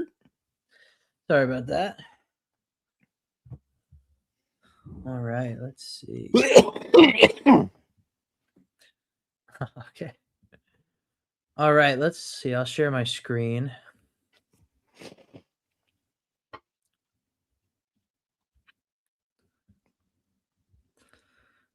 Allow. Share. All right, this one I didn't watch it. I saw like the thumbnail for it, like on Instagram. Like I was just scrolling through it, and this one is. And can you hear that? Here. Might help if I actually put it up on screen. Yeah, I would turn it down a little bit. Okay, let's see. All right, yeah. So Qui-Gon Jinn visits Darth Vader after his fight with Luke Skywalker on Bespin. There is a great disturbance in the Force. The young rebel who destroyed the Death Star. I have no doubt this boy is the offspring of Anakin Skywalker. If he could be turned, he would become a powerful ally. Can it be done? He will join us or die.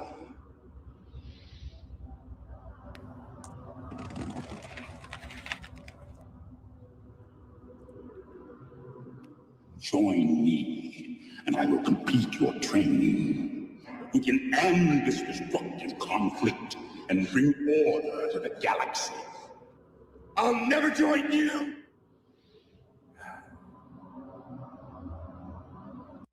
This looks This is fucking wild. sick.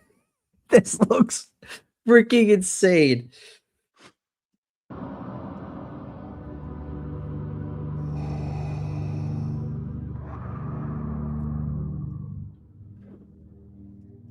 I'm back. This baby will change our lives.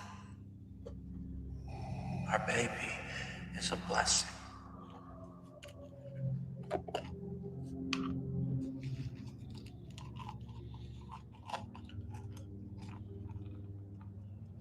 Dude, I need to know what fucking program these guys are using. This one looks the most real I think I've ever seen. Is that what you want? Yes. Why ask this of Luke when you know this path brings nothing but pain? The pain you inflicted on him when you cut off his hand. He is all I have left.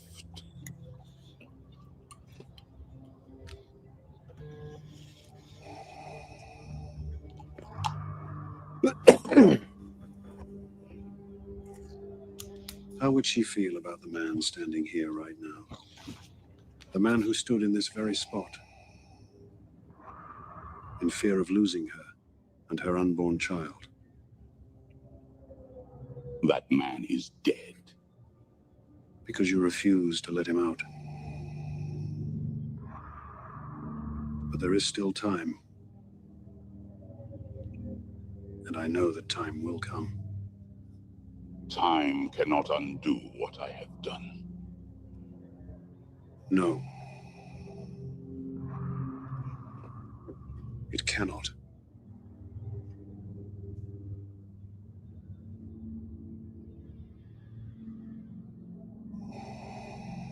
I took you as my Padawan, Anakin. But I was taken from you before I could train you. Before I could walk beside you. as I promised I would. Had I been there, I would have taught you that every master teaches their apprentice. Feel your fear. Do not run from it. Do not hold to it.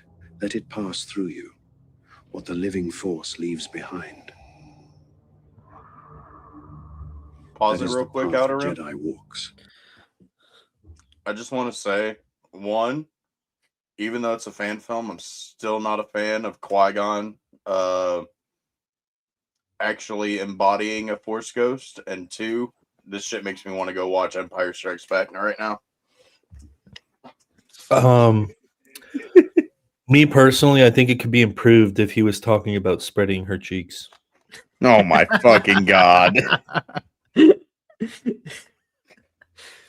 I mean, that's what I was waiting for. I was waiting for more cheeks. Dude, it looks so good. I can't believe how real it looks. I mean, Well, believe it, because it is real. I kind of like that Qui-Gon saying that if he was there, Anakin would not have turned this way.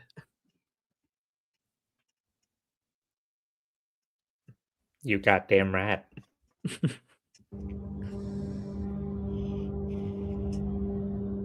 You can't change the past, but there comes a moment for every soul when the will to protect what is truly precious becomes a force strong enough to break even the most binding chains, even if that act is the last.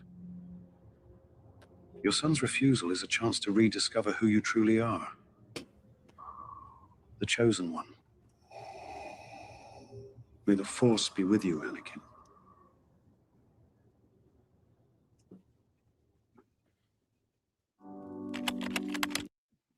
And also with you, Mr. Gut Wound. Mr. Gutwound.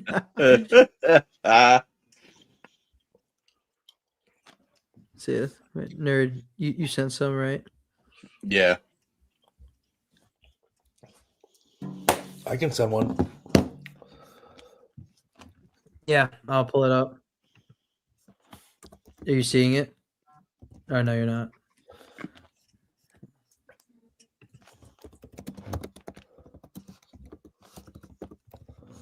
No, I'm done. My actions have long since eclipsed my humble origins. And yet you raise it all with a last-second pitiful redemption. You trained fallen Jedi yourself. Why pretend it bothers you? None of them ever lived up to my brother. I've seen what the Jedi leave behind. Hesitation. So what? I spend a lifetime slaughtering children, then regret it at the end, and the Force forgives me. What is so wrong with that? A lot of things. Don't hate the player, hate the game. True Sith would seek their revenge to the very end. Or accomplish it in their lifetime. Real brave of you to refuse any character development. Hunting the same guy your entire life for the same reason. Don't even get me started on you. You weren't even worth mentioning in my Plagueis thesis. Which was very well written, by the way. My time as a Jedi is the reason I even know about my power. And you'll never be able to break that part of you. That's why you'll never truly be Sith. My actions have long since... That was hilarious, and it was also really good. That is kind of crazy, I guess. Maul and Vader spend a good portion of their lives going after the same guy. For the same reason. Actually, yeah. Literally. He cut off their legs and then they want revenge. He cut their legs. I do want to say I think that stranger voice was kind of bad. A little bit. Pretty robotic. I thought it was Dirge for a second because I turned it off screen for a minute. Oh, yeah. Hey, R2, record this for me quick. I'm gonna hit a sick flip. What do you mean you can't? Oh dear. R2's memory archive appears to be completely full. Full? How's that possible? Are you sure his last owner's memory wiped him? Now that I think about it, we never did. He might have decades of invaluable information stored in there. According to his system logs, R2 currently contains approximately 40 years of galactic political blackmail. Let me just... Dad? Me's pretty sure bribing the senators be against the law. Senator Binks, those were not bribes. They were strategic donations. Your father ran a political bribery ring. Well, duh. How else are you supposed to get shit done? What's this one? Padme, we can't keep... Shut up and kiss me. Damn, who are they? They're hot. I believe those are your parents, sir. They do have very nice asses, though.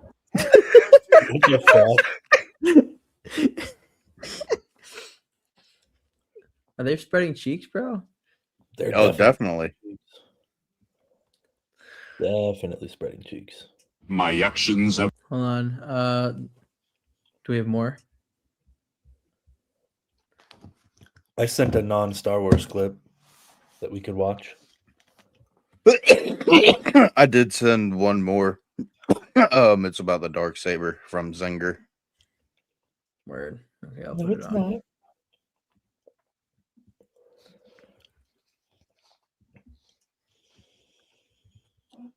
Do you have to flaunt that thing everywhere we go? I keep telling you to take it. No, I have to fight you for it. Or then sit on my face or something.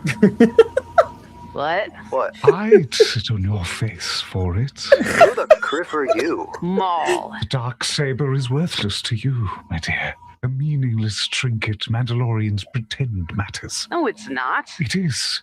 You should give it up immediately, preferably to me, so I can dispose of it. About time someone offered. Whoa. Anyone but him, Jaren. And who deserves it then? You? Your entire civilization collapsed in a matter of months. Yeah, after you started leading them. The point is, Lady Kryze, that sword brings nothing but failure. Then why do you want it, if it's so cursed? It has sentimental value. With it, I finally enacted my revenge on Kenobi. He murdered my sister with that blade. And you still want it? Don't concern yourself with who murdered whom. Concern yourself with whose hind is more appealing. You got issues, dude. Do you have to flaunt? Wait, was he literally talking about spreading cheeks? Yeah, he was literally talking about spreading cheeks, bro. It's coming up too often now.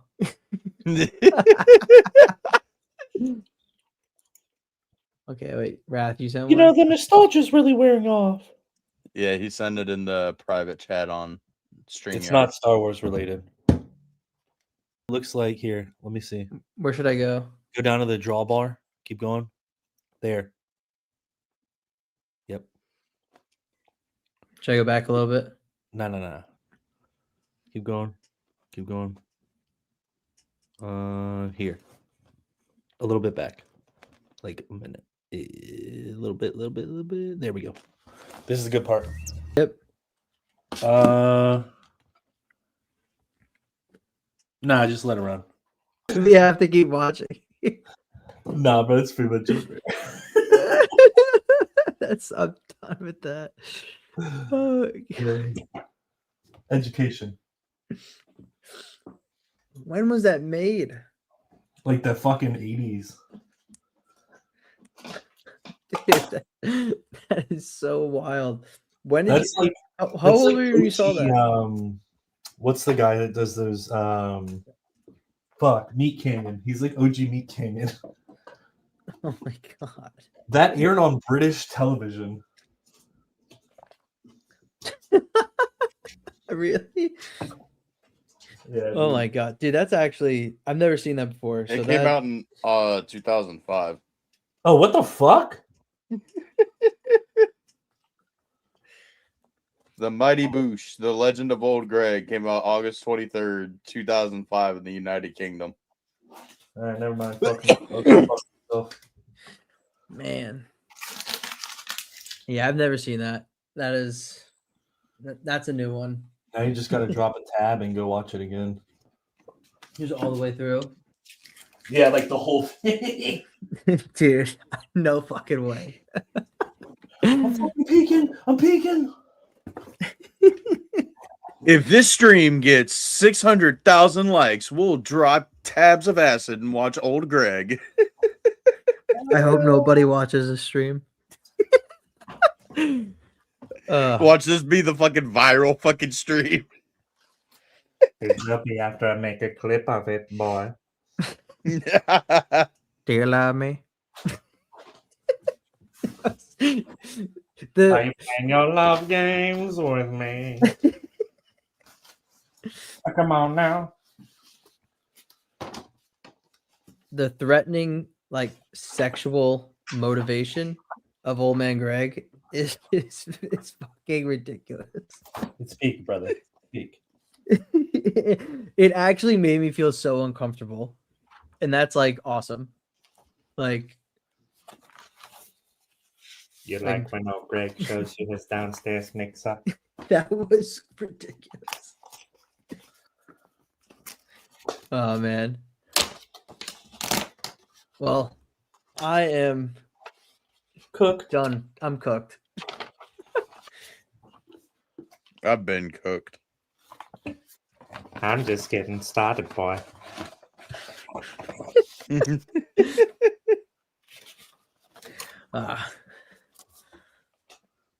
Well, guys. Okay, bye. Fuck you. Bye. No, no, this was awesome though. This was great. Nerd, we'll talk about when we're gonna have next stream. Hopefully, we got more Maul episodes that we will be loving and going deep on. Well, we got 4 more episodes, so I'll show you 4 episodes, boy. That's gonna be my Hey, Art. my nighttime demon. Hey, Art. What, Wom? Do you love me? I want to pretend like I didn't hear that, old man Wrath. Do you think you could ever love me?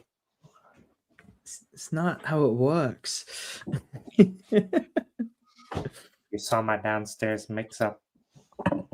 It's more like an exposure. I'm all Greg. Heard it like 89 times. Bro, I'm telling you right now, that is going to be stuck in your head for the rest of your life. You're welcome. anytime you meet somebody named Greg, there's just gonna be a little voice in the back of your head. I know like 2 guys named Greg too. Congrats. Well, You're fucked. I hope in the next meeting at your job you meet somebody named Greg, and there's just a little voice in your head that goes, "I'm old Greg." Oh God. What you doing in my water sport? You ruined it for me. Before we get out of here, I just came across this funny, I think it's funny meme. It's got Maul up top. Says Maul says anything. Devin, he's out of line, but he's right. That's how I'm feeling right now with Devin. Like she's like, I kind of see his point of view. So we're halfway through the season. What are the odds Devin actually becomes Maul's apprentice? 0. Yeah, I don't know. I'm wanting to say she does, but I'm not opposed to the theory that I proposed earlier that neither of them, like, she doesn't turn, or fuck it, maybe even Docky turns and she's the one that's like, "What? No!" Yeah. No, but then Docky dies. I think they both get clapped.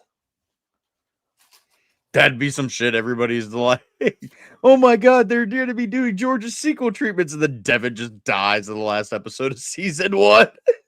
Now, here's my thing. That'd be wild. I don't think Docky makes it out the season. I do think that Devin does, because why else would they release her lightsaber at Disney? Oh yeah, no, they totally want her to New be a female recurring character. Nah, she's gonna be in season 2. Trust. I think whatever ends up happening with her is gonna be a lot more of a long burn than anybody thought. I could see that. Yeah, I mean, the animation world is doing really well. So, yeah, adding more animated projects. I mean, you could always bring her live action one day in the future, but there's a lot more characters that need to maybe see that first. Right. But I like her. I like her. I like Daki. Maul's great. I mean, even Marak. Fucking Marak, dude. I think Good Swinner old fart speak for where I plug. stand on her.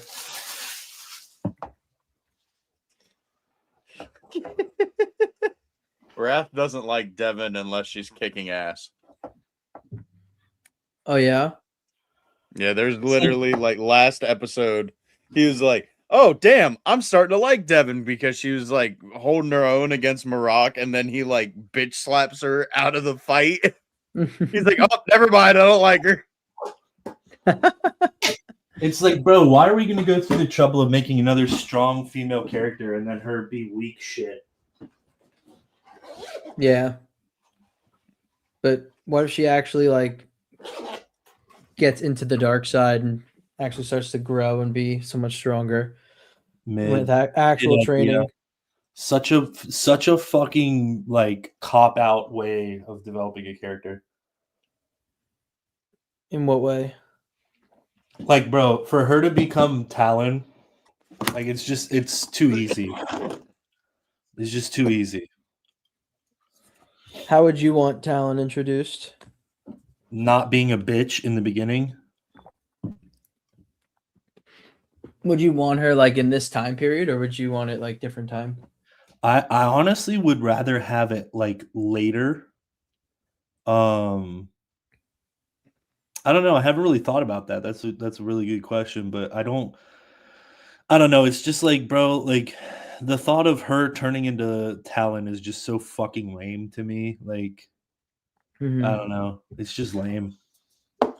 So it's like, I mean, I don't really have an opinion on it. Where it's like, so do you want Talon's backstory to not be she was a Jedi? Like you want it to be something else? No, right?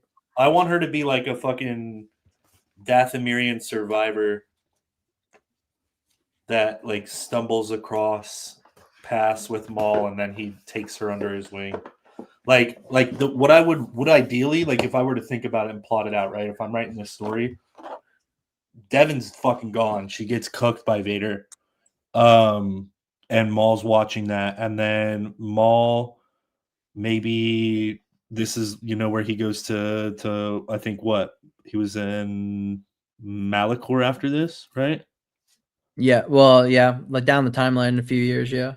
Yeah. So maybe he crosses paths with her on his way there or at there. I don't know. Like something like, bro, like if we're gonna have somebody who's gonna be trained as quote unquote a Sith apprentice of Maul, right? Even though he's not really like a Sith, like I want her to just be a brutal fucking bitch.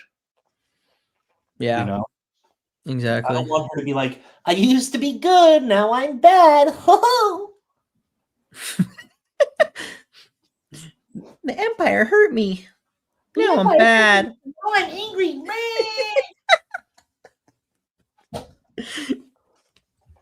It's just fucking lame, bro. I don't know. Maybe I'm stupid. Hello. Someone didn't turn their phone on fucking silent before getting on the podcast. Sorry, I wasn't expecting a fucking call at 10:07 on a fucking Saturday night.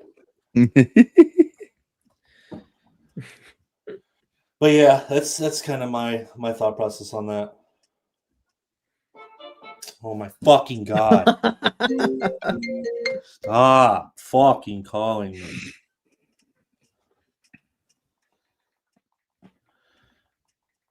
I can't have anything nice, guys. I'm gonna turn into fucking Sith apprentice and fucking start killing people.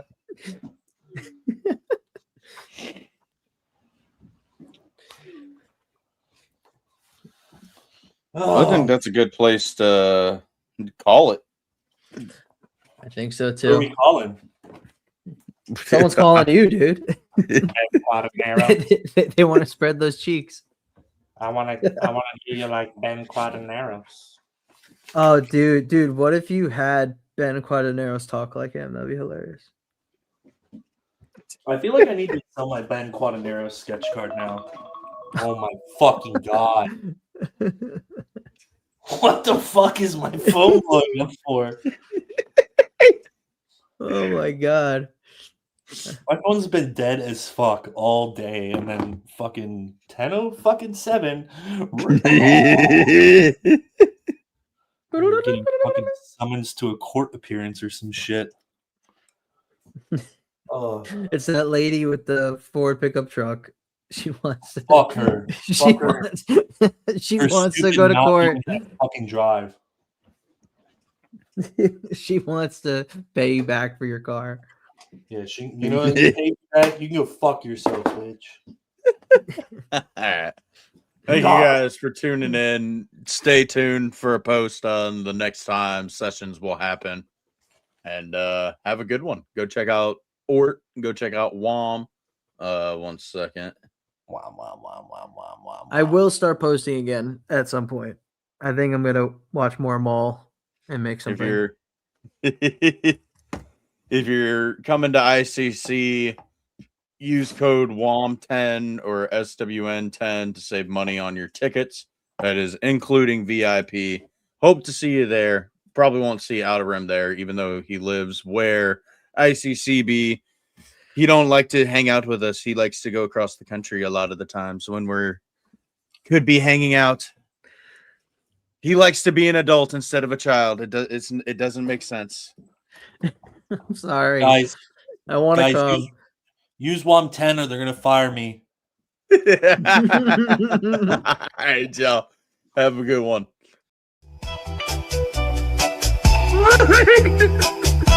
Munchies I have. To the temple kitchen. I must go.